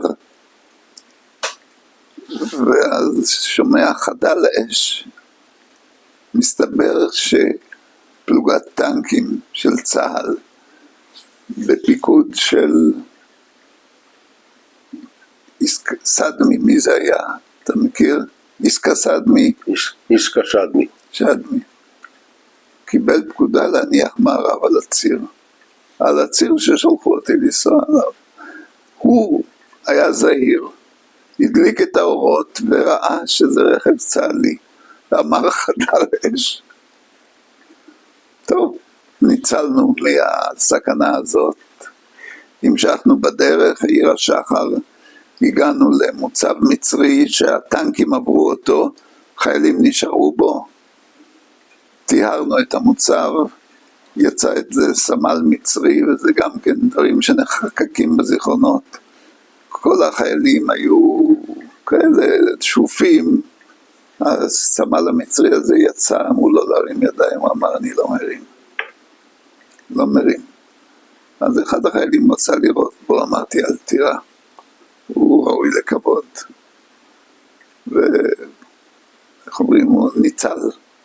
לקחנו אותו בשבי, אבל לא ביזינו ולא ירינו. המשכנו עד שהגיע הערב בשערי סואץ. הכוח הולך לישון, לקראת בוקר התכוננו לכניסה לסואץ. מה אמרו? אני שואל את יוסי יפה, סיפחו אותי לכוח של יוסי יפה. הוא נוסע על טופזים. אנחנו מאחוריו על מסעיות, ובראש אחד הגדודים של נחום זקן. נחום זקן, אחד המג"דים בחטיבה 500. בדיוק. ואנחנו מסופחים לחטיבה 500 בעצם. אני שואל את יוסי יפה, איפה קבוצת פקודות, לאן הולכים, מה לאן נוסעים, אין כלום. בשריון נו הסוף. זה מה שקורה, יוצאים בבוקר, טור הטנקים של נחום זקן רץ קדימה, מגיע למסילת ברזל, מהטנקים קופסים על המסילה, הטופזים אחריהם קופצים על המסילה, המשאיות נעצרות, מורידים את כל האנשים, מתחילים להעביר משאית על הפסי רכבת, ניצב לפסי הרכבת. עד שכל המשאיות עוברות, אנחנו כבר לבד, וכולם רצו קדימה. אני ממשיך אחריהם, אין פקודות, אין כלום.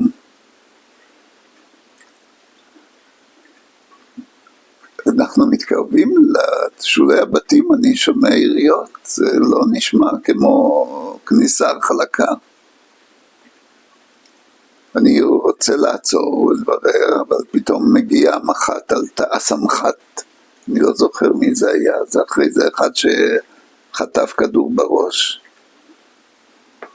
סמח"ט של קרן. לא חשוב, בקיצור, והוא אומר לי, סע קדימה לעזור להם. אז אני נוסע קדימה. נכנסים כבר בין הבתים, אני רואה שכבר יש יורים בין הבתים. ואז אני עוצר, אני אומר, פה כבר לא ניכנס יותר, מוריד את כל האנשים מהמכוניות ומהזחלם. למזלי, עוד נשאר לי מכשיר קשר בזחלם, לקחתי אותו מהר, ומתחילים ללכת בשני צידי הכביש, ופותחים עלינו באש מהבתים, מהדפנים. ואז אני מסתכל ימין, מסתכל שמאלה, רואה בית אחד שנראה מספיק גדול ויפה, ועובר את הכביש אל הבית ההוא. כשאני עובר, אז צרור מלווה אותי, ואני רואה את הכדורים מלווים אותי לאורך הריצה שלי, פורצים את הדלת של הבית, ואני מתחיל לאסוף את כל האנשים להיכנס לבית. ואנשים בהלם. ואני מתחיל לעבור, לפזר אותם בחלונות, עובר מחדר לחדר ונותן תדריך איך יורים מחלון, שלא עומדים ממול ומוצאים את הרובה, אלא עומדים בפנים, בצד אחד מכאן. בקיצור, כללי יסוד של לחימה בשטח בנוי, שאף פעם לא ימנו אותם. נזכיר עוד הפעם, אלה לא חיילים לוחמים, זה לא 202, לא כיחות. זה מילואימניקים. זה מילואימניקים, ואמרת שלא מאומנים בכלל. אני מספר לך מה קורה. טוב, ואז אני יוצר קשר עם קרן במכשיר, והוא אומר, אנחנו נשלח כוח לחלץ את הנפגעים שלך, היו לי כמה פצועים. וזה סיפור מורכב בפני עצמו, שאתה צריך לדבר עם איוון, אתה יודע מי זה איוון? הוא עם הגדוד שלו מנסה לעשות סיבובים מצפון, לעבור דרך העיר ולחלץ את הנפגעים. אבל איך הוא ידע איפה אני נמצא? אז אני אומר לו בקשר, כשאתה תתקרב, אנחנו נזרוק מהמרפסת ספסל. וככה היה. הוא התקרב, זרקנו ספסל, הוא נעצר, הוצאנו את הפצועים, חילצו את הפצועים, ונשארנו עם כוח. בינתיים הגיעו אלינו עוד אנשים. מסתבר שהיה שם בלגן כל כך גדול, היה מאחורי המסעיות שלנו נסע אוטובוס עם קציני מילואים, שהכניסו אותם לקרב. והם ירדו מהאוטובוס, חיפשו מה לעשות, הגיעו גם כן לבית שלנו. ככה שהצטברו בסוף בבית שלנו ומסביבו בערך 180 איש. עשו עוד ניסיונות לשלוח כוחות, שאתה יכול לקרוא על זה, כבר יש תחקירים גדולים, אפילו סרט מישהו עשה, איזה בחור שנשאר משותק. יואל שרון. בדיוק, הוא עשה על זה סרט, אבל הוא מציג את זה, את נקודת המבט של הכוחות שניסו לחלץ, לא את אלה שהיו תקועים. בינתיים מה שמסתבר, זה אני רק לאחר מעשה מספר, גדוד הטנקים של נחום זקן נתקל בדרך, ירו עליו, 2 טנקים נפגעו, הוא בקושי חילץ אותם, המשיך החוצה ויצא מדרום לתעלה, מדרום לעיר. הטופזים הגיעו עד מרכז העיר, ושם מצאו אותם. והם התבצרו כמוני בבניין במרכז העיר. טוב, מה עושים? יכולים, כל הניסיונות חילוץ נכשלו, בשעה 5 בערך קרן מודיע לי, אנחנו לא יכולים לעזור לך יותר. אני מוכרח להודות שהייתי די מרוצה כששמעתי את ההודעה הזאת. למה? עכשיו אני אדון לעצמי, ואני צריך להחליט מה לעשות. חיכיתי עד שירד הערב. התחלתי לקבץ את כל האנשים. היה בתחתית הבניין שהיינו, היה, אולי זאת הייתה חנות, אבל איזה מרתף גדול, לא מרתף, אלא קומת קרקע גדולה מאוד. אספתי שם את כל האנשים, היו לנו כמה פצועים, שמנו את הפצועים על אלונקות שהיו, ואספתי גם את כל מי היו גם כאלה שקפצו מהסיורים שעברו שם. בקיצור, אבל איך יוצאים? אז בניתי משמר קדמי ומשמר עורפי, ובאמצע כוח עם האלונקות, ויצאתי עם סיור לבחור דרך. יצאנו בזהירות, עברנו את הגשר שהיה על המים המתוקים, ראיתי שאין מערבים על הגשר, חזרתי, הוצאתי את כל הכוח בטור עורפי, והתחלנו לנוע החוצה. בדרך, בכמה מקרים נתנצו לנו המצרים עם פנסים, במקום אחד אפילו פתחו באש, ונתתי פקודה, לא משיבים אש. והמשכנו בדרך עד שהגענו לקו כוחותינו. כשהגענו לקו כוחותינו, למקום שבו היה, לפי הנתונים שקיבלתי, חניון טנקים של רבין, היה מג"ד שריון יצחק רבין. לא ראש הממשלה, יצחק רבין מהשריון. בדיוק. ואז אני מודאג. למה אני מודאג? כי אני יודע את התרגולות של השריון, שכשהם בחניון ועוד במלחמה, מורידים מקלעים בין הטנקים, ומושיבים מקלענים על הצריחים, וברגע שניתנת פקודה יורים לכל הכיוונים. אני אומר, מה, הם יגלו אותנו, וזה בדיוק מה שיקרה. מה עושים? ואז אני נותן לפקודה לכל הכוח, לשיר הבאנו שלום עליכם. וכולם פוצחים, והכי חזק שהם יכולים, ולאט לאט אנחנו מתקרבים, ונכנסים לחניון בשלום. אחרי שנכנסים לחניון בשלום, אבן ירדה מהלב של ברן, ואז הוא מתחיל לשקול מה לא עושים עם הכוח של יוסי יפה. יוסי יפה פצוע, והסמג"ד שלו דוד עמית קיבל את הפיקוד. אז בהתחלה נותנים לו פקודה לפזר את האנשים, ושכל חוליה תנסה להסתנן החוצה מהעיר.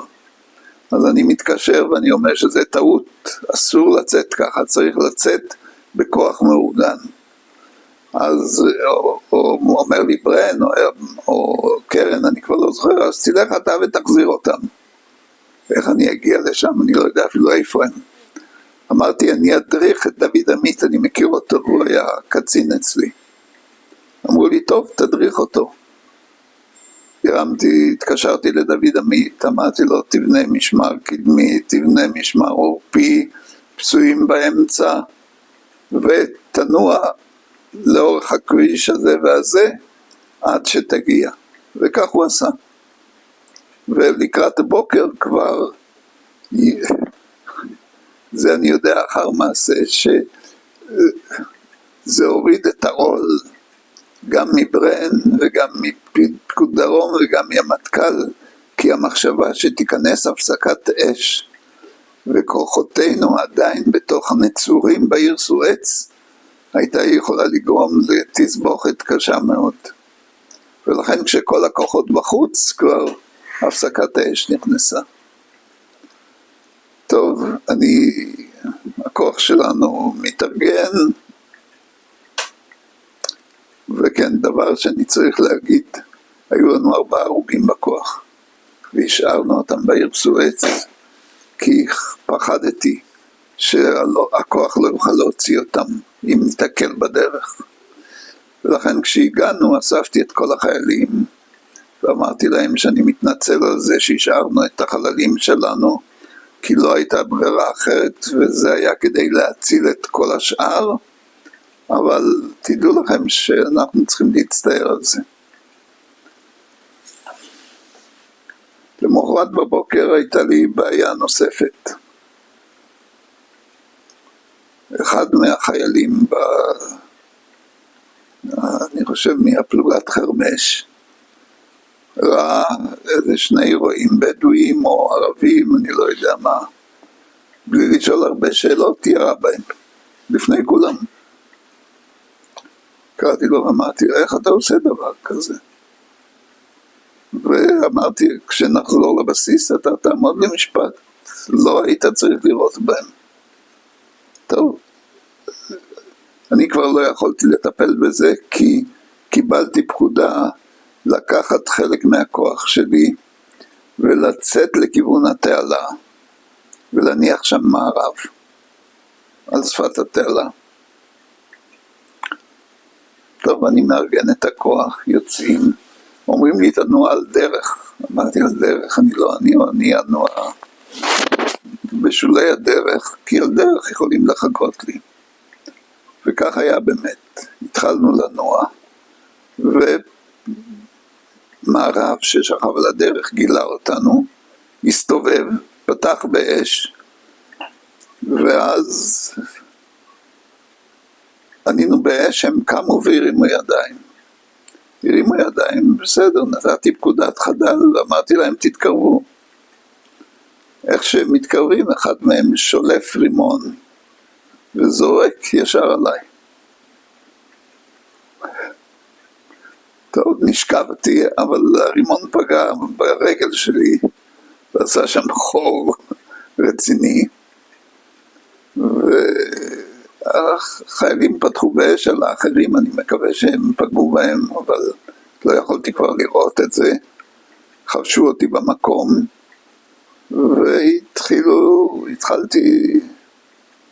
התחילו לגרור אותי, יכולתי קצת ללכת על רגל אחת, התחילו לגרור אותי לתאגד. הגעתי לתאגד, שם עשו חבישה יותר רצינית. אחרי זה הטיסו אותי משם לבית חולים בלינסון,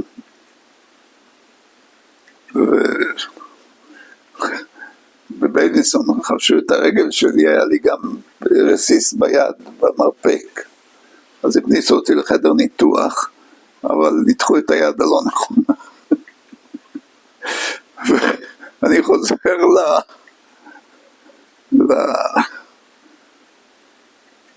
לחדר שלי, למיטה, ואני מגרד, ואני אומר שיש את זה. טוב, זה כבר לא היה אי-נעימות שלי, זה היה אי-נעימות של המנתח. זהו, הייתי בבית החולים כחודש, ויצאתי לאיזה תפקיד. אני רוצה לשאול אותך, מה היה הרגע הכי קשה שלך במלחמה?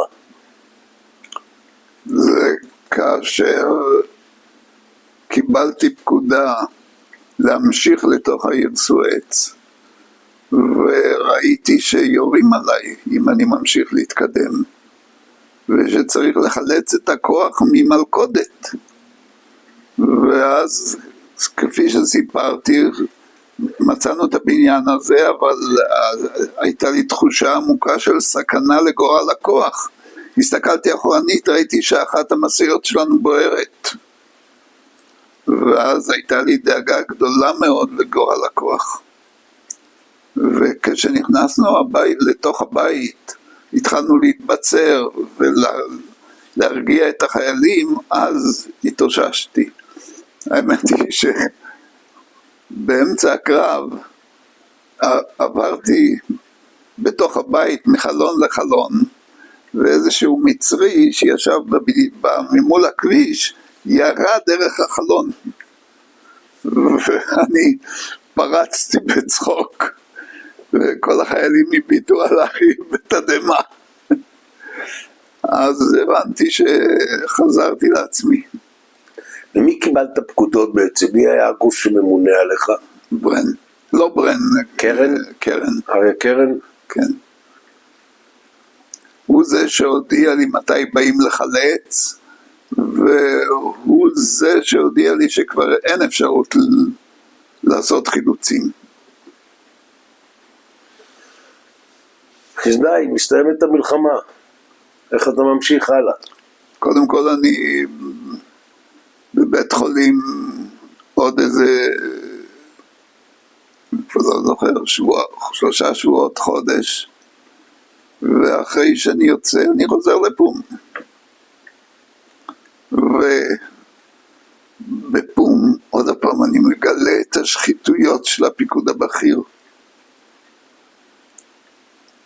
יושבות בפום 2 פילגשים של קצינים בכירים, צוחחות, משתעשעות, אני לא רוצה להגיד אפילו את השמות, אבל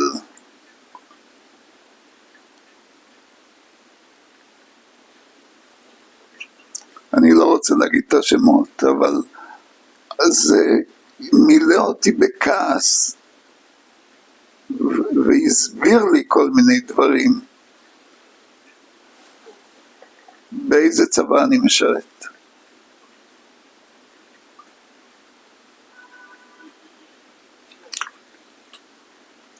אין לי מה להגיד יותר.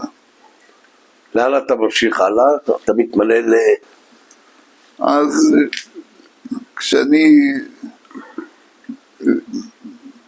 בפום, קורא לי גורדיש. הוא צריך להכין את ההגנה שלו לקראת ועדת הגנת, והוא מבקש ממני שאני אעזור לו להכין את ההגנה שלו. אמרתי לו, בסדר, בוא נשחזר את מהלכי המלחמה. ואז אני יושב אצלו בערך 2 או 3 ומכין יומן. זה לא כל כך פשוט להכין יומן היסטורי. למה? אני צריך לקחת את יומני המלחמה של הפיקוד, של המטכ"ל, של האוגדות, ושם לא כל דבר רשום.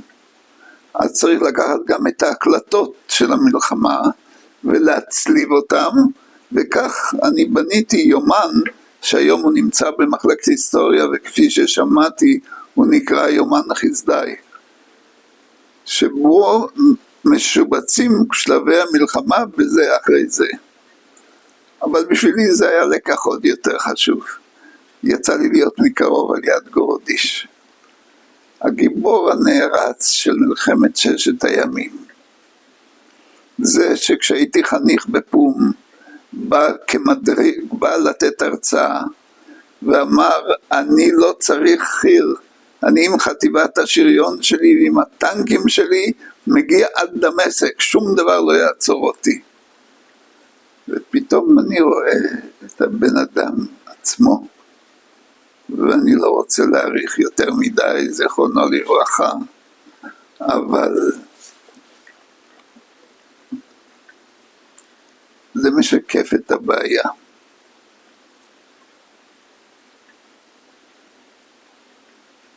בביוגרפיה שלך כתוב שהיית חוקר בוועדת אגרנט. נכון, עכשיו הסיפור הוא כזה, כשאני סיימתי את העבודה עם גורודיש, פגשתי במקרה במטכ"ל את יהושע נבו, שהיה מג"ד שלי כשהייתי סמל. ויהושע אומר לי, מה אתה עושה? אני אומר לו, הנה עשיתי את העבודה בשביל גורודיש. הוא אומר לי, אני התמניתי לחוקר של ועדת אגרנט, בוא תעזור לי. אז אני אומר, טוב, אני בא והוא מתכנן סיור בחזית הדרום, סיור בחזית הצפון, ואני כבר, יש לי ידע מסוים בהיסטוריה. אז נסעתי איתו לסיור אחד בדרום, והוא לוקח מפקד אחד ושואל אותו מה עשית פה, ושואל את המפקד השני מה עשית פה. אין לזה שום ערך למה שאנשים אומרים אחרי המלחמה. ואני אומר ליהושע נבו, בוא ניקח את המסמכים ונבנה את תמונת המלחמה לפי המסמכים. הוא אומר לי, כך תעשה. ישבתי וכתבתי כמה עשרות עמודים על מהלך המלחמה ברמת הגולן. ויהושע נבו שלח את זה לוועדת אגרנט.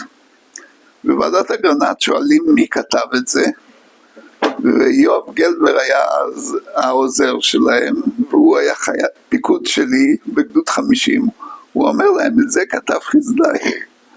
הם אומרים, אז שיבוא לעבוד אצלנו.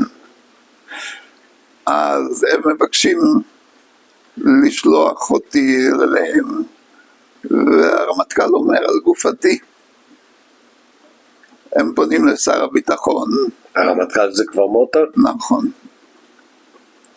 הם פונים לשר הביטחון, והוא מקבל פקודה לשלוח אותי. ואני מתייצב בוועדת אגרנט. אני בא לוועדת אגרנט, אומרים לי, הנה יש לנו חקירות שחקרנו את האלופים, תשב ותכתוב את תולדות המלחמה על פי העדויות שיש לנו. ואז אני אומר לידין, או ללסקוב, לשניהם, אני אומר ככה, תראו, כדי לכתוב את האמת על מלחמה, אני צריך לשמוע את כל המח"טים, את כל המג"דים, וקצין מכל פלוגה. אומרים לי, נו, בכמה זמן צריך לעשות את זה? אמרתי 3 חודשים. אומרים לי, בסדר. עשיתי מהר רשימה של כל הקצינים, והעברתי את זה למטכ"ל דרך הוועדה, והתחילו להתייצב אחד אחד עם הסיפור שלו. ואני יושב יחד עם יואב גלבר, ואנחנו חוקרים ומקליטים, ומגלים תמונה שהיא לא בדיוק התמונה האמיתית. יש מח"ט אחד שמספר לנו, יצאתי לחלץ את המוצב שהתפנה, ואני מברר אצל קצין האג"ם שלו, הוא אומר לי, מה פתאום לא יצאנו? הם הגיעו אלינו. כל מיני, איך אומרים, בכל אופן, עוד סיפור אחר, היה קצין אחד ממושב מולדת, אני לא זוכר את שמו, שאומר לי, אחרי היום הראשון של המלחמה, אני הבנתי שאין על מי לסמוך. אז מה עשיתי? כל ערב הייתי מתגנב למפקדת האוגדה, יושב מאחורי האוהל של מפקד האוגדה, ומקשיב מה מדברים שם. אני צריך לדעת את האמת. זה היה בשבילי שיעור מאלף. הוא אומר לי את זה בתחקיר ישר, סיפר לי על המלחמה. זה היה הקצין שהזמנתי כאחד מהקצינים בכל פלוגה. אז מהם יכולתי גם לשמוע תיאורים מדויקים יותר של מה שהיה. וזה אחרי את כל החקירות האלה סיכמנו בסוף יחד עם יואב גלבר והכנו מסמך של 1800 עמודים, שזה תיאור של המלחמה. והמסמך הזה זה גם היה סיפור, גם הוא מלמד. הוועדה קבעה שיש קטעים במסמך שיועמדו לקצינים הבכירים לעיון, וקצינים ופרקים לעיון קצינים זוטרים יותר, וחלק שהוא חסוי עד ביאת הגואל. ואמרו רק הקצינים הבכירים יוכלו לקרוא את זה. ושמו בכמה מקומות בארץ, בכמה בסיסים, והזמינו את הקצינים לקרוא את זה. כמה קצינים אתה חושב באו לקרוא את זה? 10%. תמיד, זאת אומרת, הידע שלי הצטבר לאט לאט, כל פעם נוספו ספקות חדשים, נתונים חדשים, וטוב, גמרתי את העבודה בוועדת אגרנט. הצבא מאוד לא אהב את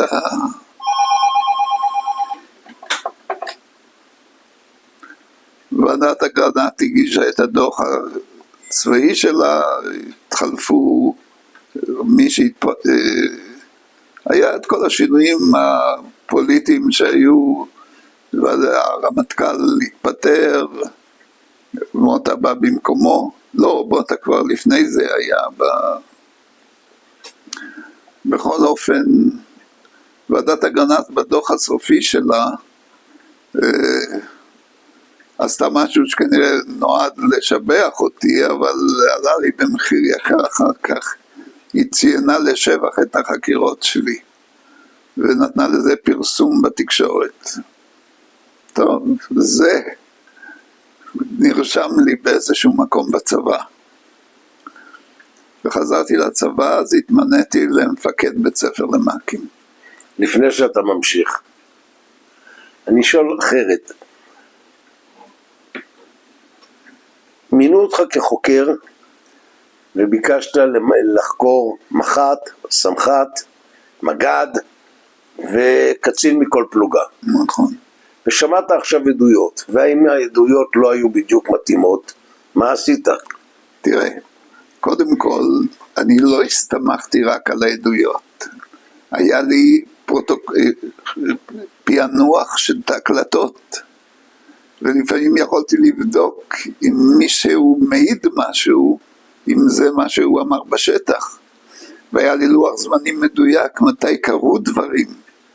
ולכן זאת הייתה בעיניי ממש, אני עד היום גאה בזה, זה עבודה היסטורית מדויקת. וזה לא סתם 1800 עמודים. וזה לא סתם שזה ירגיז הרבה אנשים. מפני חקרתי כל דבר ככל שיכולתי להגיע לחקר האמת. ולא היה לי כבר את מורא מלכות של הקצינים הבכירים. ראיתי שכשבאים להעיד, כל דבר אפשר לייפות ואפשר לעוות ואפשר לתקן. אז מסמכים הרבה יותר אמינים. וכששמעתי הקלטות, אני יכולתי לשמוע את ההקלטות שלי בעיר סואץ, מדבר עם המח"ט. אז יכולתי לדעת בדיוק מה קרה. וזה לא רק זה, הקלטות, אני יכולתי לשמוע את מפקדי האוגדות, את ברן ואת אריק שרון, מדברים ביניהם בקשר בלי שום משמעת קשר, בלי שום סוד שהמצרים יכולים לגלות את הכל. ראיתי את זה.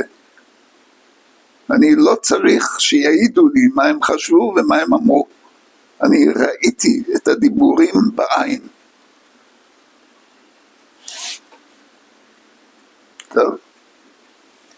טוב. באופן טבעי, לפני העדים שבאו והעידו בפניי, היו ביניהם סתירות. וגם יכולתי לראות מהר מאוד מאיפה נובעות הסתירות. קצינים שרוצים להוכיח שמה שהם עשו היה נכון וצודק ומקצועי. אבל לא תמיד העובדות הוכיחו את זה.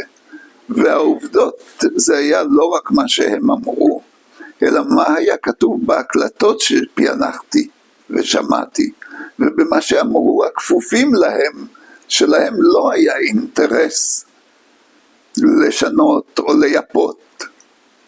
ולכן את כל הדברים האלה, מכל המקורות הללו הצלבתי, ובנינו מזה תמונה סופית, שהיא, כפי שאמרתי, 1800 עמוד של הדוח הצבאי של ועדת אגרנט.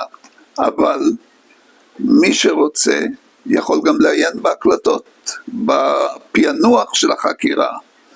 אלא שלמרבה הצער, א' אמרתי, לא הרבה התעניינו בדוח הזה בצבא. ולציבור הרחב הדוח הזה נשאר חסוי במשך הרבה מאוד שנים. נדמה לי שרק לפני 5 או 6 שנים נתנו אישור לפרסם חלקים ממנו, וחלקים נשארו גנוזים עד היום. לא שאני חושב שזה מוצדק. זה בדיוק מה שרציתי לשאול. אבל איזה הצדקה יש לגנוז את החלקים האלה ולא לפרסם היום? אני אגיד לך בדיוק מי יכול. אני בטוח שהמטה הכללי לא מעוניין שזה יפורסם. לא היה מעוניין. כי אל תשכח, אנשים שפיקדו על הצבא בשנים עד לפני 10 שנים, היו קצינים בכירים באותה תקופה. והם לא מעוניינים שזה יפורסם.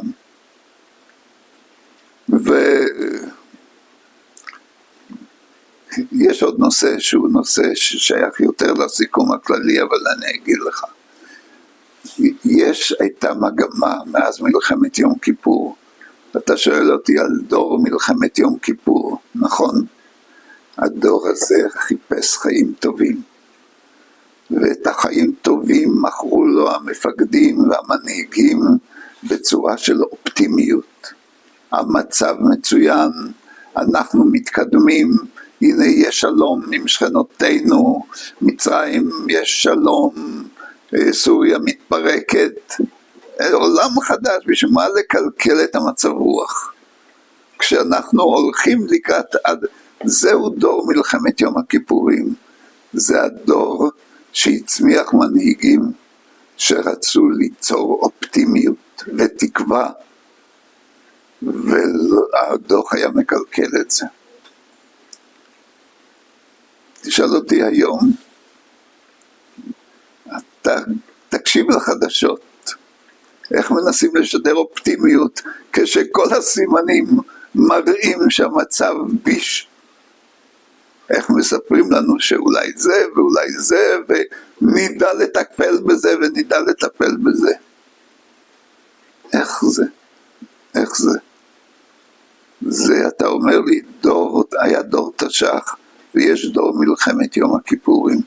דור מלחמת יום הכיפורים הצמיח חברה אופטימית, נהנתנית, שרק רוצה לחיות טוב, ולא מוכנה לראות את הסכנות. אני אחזור אותך טיפה אחורנית. בדוח סיכום שלך, כשאתה מסתכל על המסקנות... שלי ושל פרופסור יואב גלבר. סליחה, ודאי. כשאתה מסתכל על מסקנות ועדת אגרנט, ומנסה להשוות אותם לדוח שלך, מה אתה מגלה? אחד לאחד, לא דומה? תראה, הוועדה היה לה דאגה שהיא עולה בבירור מסעיפי הם לא רצו לשבור את רוח העם, ולכן הם גם מוסיפים בכל פעם שהם כותבים דברי ביקורת, הם מוסיפים אבל אין להתעלם מההישגים של הצבא ומההישגים של המפקדים. אבל אגב היה גם בדוח היה גם פרק נפרד שכתב לסקוב שהוא קצת יותר ביקורתי, אז אם זה יעניין אותך בדור תש"ח גם זה יעניין אותו. תראה, אני מוכרח להגיד לך גם באופן כללי, הניסיון הזה להציג דברים יפה, אני קורא עכשיו הרבה על מלחמת העולם השנייה, כשהיה שם קצין שלא הצליח בפעולה,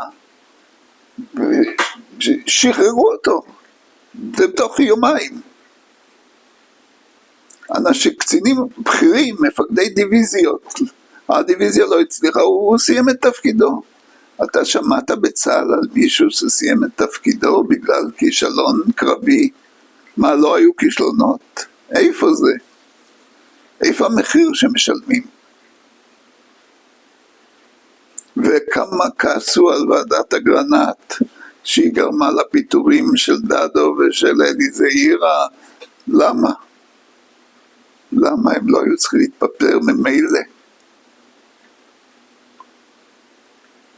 מתוקף מה היו צריכים להתפטר? מתוקף זה שהם... מתוקף זה שהם לא צפו את ההפתעה ולא התכוננו להפתעה. כלומר כישלון מקצועי, לא בגלל אחריות מיניסטריאלית, אתה הרמטכ"ל, אתה אשם. תראה, האחריות המיניסטריאלית הייתה על משה דיין. התכוונתי מיניסטריאלית זה גם לצבא, אחריות של הראש. בצבא זה לא אחריות מיניסטריאלית, בצבא זה אחריות מקצועית מובהקת. נכון. ולכן ההפתעה של מלחמת יום כיפור, וכאן אני מוכרח להגיד לך, בניגוד להפתעה של 7 באוקטובר, ב7 באוקטובר זאת הייתה הפתעה לאורך טווח. זאת אומרת, איש לא האמין שהחמאס מסוגל לעשות את זה. זאת הייתה אשליה שהדביקה את החברה הישראלית ואת המנהיגות ואת הצבא. במלחמת יום כיפור הצבא התכונן למלחמה, וידע שתבוא למלחמה, ובנה צבא למלחמה, אבל טעה טעות אחת גורלית, בהבנת המהלכים של השבוע האחרון לפני המלחמה. וזה טעות גורלית מאוד, כפי שראינו. אבל אי אפשר להגיד שאת לא הכינו את הצבא למלחמה. הכוחות היו מוכנים, היו חטיבות טנקים מספיקות וחטיבות חי"ר, ואנשי המילואים היו מאומנים. אז זו לא הייתה הבעיה של החרדים, אבל צה"ל התכונן למלחמה בשתי חזיתות, ונלחם בשתי חזיתות בלי שום הודעה, כמו שעכשיו אנחנו שומעים שסכנה של קטסטרופה. מה הכישלון באמת ביום כיפור? זה שלא הבינו את המהלכים של המצרים, כי ידעו שהם מתכוננים למלחמה. בחודש מאי כבר ניתנה התראה המצרים מתכוננים למלחמה. מה שנקרא כוננות כחול לבן. בדיוק, ובכוננות הזאת כבר הכינו את הכוחות ובנו את כל התחזיות, ולכן הכישלון של 7 באוקטובר הוא כישלון הרבה יותר מביש. אבל על זה כבר לא תהיה ועדת חקירה, אני חושב. לך תדע, אבל לא ניכנס לפוליטיקה של זה. אבל אני רוצה שתתייחס, אתה מדברים על הקונספציה ביום כיפור. הייתה קונספציה. כן, על הקונספציה מה הייתה? שהמצרים לא יתקפו בלי הסורים. ובלי שתהיה להם עליונות אווירית וכדומה וכדומה. זה באמת לא השתנה. הפתיעו אותנו. נכון. נכון. הפתיעו אותנו מפני שהניחו בחישוב יחסי כוחות שזה היה גבולי הקונספציה הזאת. זאת אומרת, המצרים לא יתקפו אם לא יהיה זה וזה, אבל מתי יהיה להם זה וזה? 5 שנים אמרו. זה אני לא יודע, זה צריך לבדוק. אבל בטח לא באוקטובר 73 התמלאו התנאים שהצבא אמר, זה תנאים של לצאת למלחמה, שהמצרים יצאו למלחמה. אני מוכרח להגיד לך, כן, אז הייתה קונספציה שגם היא תרמה להפתעה. זאת אומרת, הקונספציה הזאת לא השפיעה על היערכות הכוחות של צה"ל, לא השפיעה על בניין הכוח, אבל השפיעה על ההיערכות. והיה עוד דבר שגם הוא לא שייך לא נערכו להגנה. הקונספציה שלנו הייתה שאנחנו נעבור להתקפה. יש האומרים שבכלל לא הייתה תוכנית הגנה בפיקוד דרום. נכון. היה שובך יונים לא שזה לא תוכנית הגנה. בדיוק כך. בדיוק כך. כשכבר נערכו, אז נערכו לשובך יונים, וזה היה פשוט בדיחה, כי שלחו את הטנקים למטווח של RPG. נגעת בנקודה שאני, גילוי נאות, הייתי קצין צעיר, הייתי מ"פ צעיר, עברתי את כל שלבי ההכשרה שלי, מהפסקת האש ועד אוקטובר 73. היינו מקצוענים, הייתי טנקיסט, היינו מקצוענים, ממושמעים, ידענו לפרטי פרטים מה אנחנו צריכים לעשות. כמו שאתה אומר, ההרגשה שלנו הייתה שאנחנו מאומנים ומוכנים למלחמה. נכון, נכון. בדיוק כך. אבל אני רוצה להחזיר רגע, אז עצרתי, רגע, אני אוריד את התמשיך. אני רוצה להחזיר אותך לנושא של החוכמה. העם היהודי היה ידוע תמיד בחוכמתו. ואני חושש שבחזון הציוני קצת איבדו משהו מהחוכמה הזאת. כי אני מסתכל על האנשים שמגיעים לצמרת. כשאתה בודק את אלה שבאו מהגולה, הם היו חכמים, לא יעזור כלום. בן גוריון ואשכול, כל האנשים האלה היו חכמים, היו גם רגישים, לא שחצנים. לא סתם בן גוריון, לא הלך בעקבות בן גביר. אמר, יש גבולות, נקבל את זה, נחתום להסכמים, נבנה את הארץ. אלה היו אנשים עם מערכת ערכים ועם כישרונות שאתה לא מוצא. כי מה שאתה אמרת על זה שאתם הייתם מוכנים, זה נכון, אתם הייתם מוכנים, אבל מעליכם מישהו היה צריך להבין שגם אתם, הכוח שלכם הוא לא בלתי מוגבל. מישהו היה צריך להבין שהקונספציה היא לא מובטחת, צריך להתכונן גם להגנה. מה זה? מחשבה צבאית בלי לתכנן הגנה? איך זה?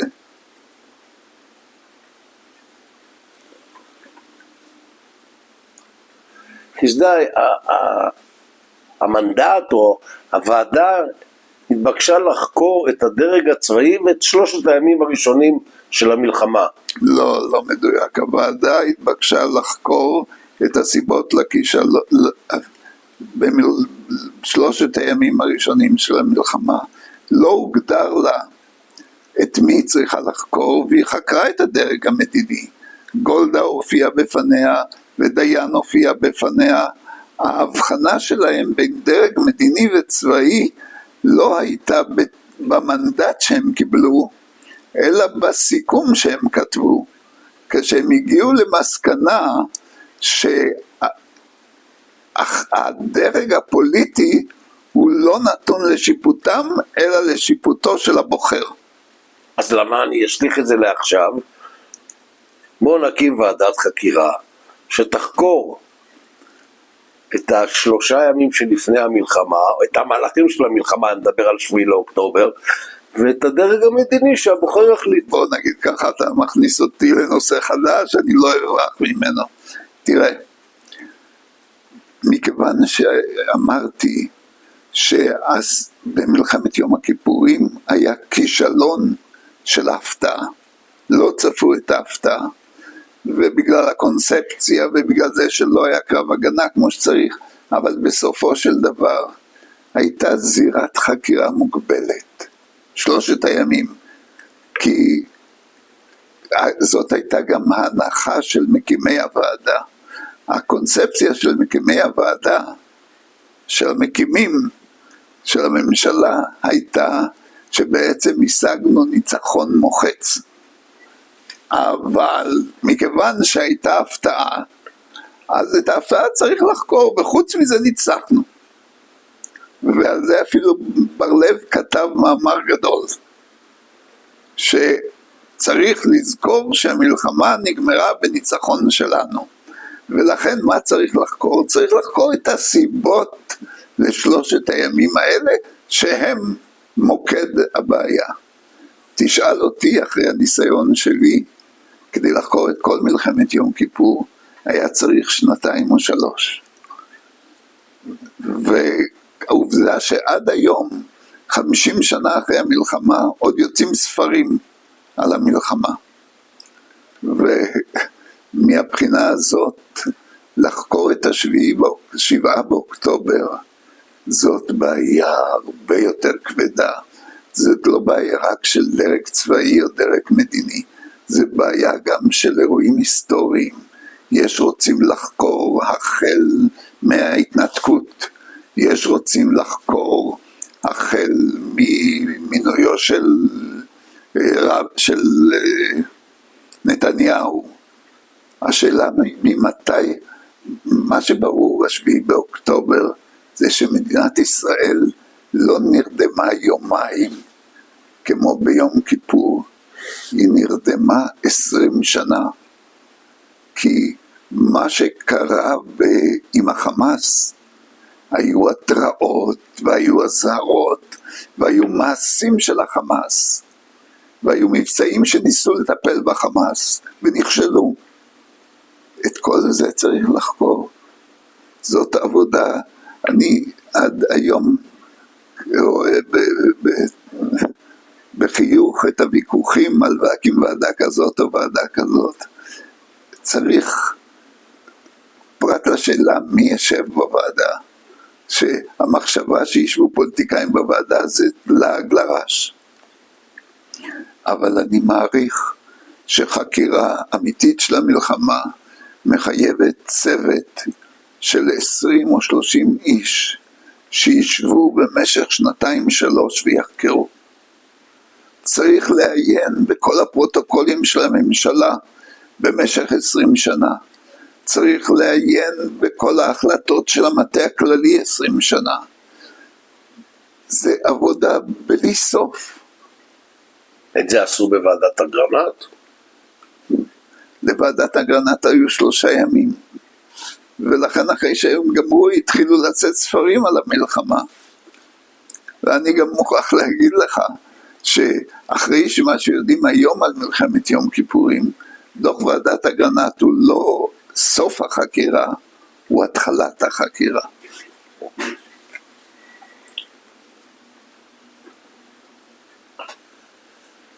חסדאי, אני רוצה להודות לך על הדברים עד כאן. הגענו עד לסיום תפקידך בוועדת אגרנט, ובמפגשים הבאים נמשיך ללוות אותך בקריירה הצבאית ומה עשית באזרחות, ואני בטוח שיהיה מעניין. תודה רבה. בהצלחה.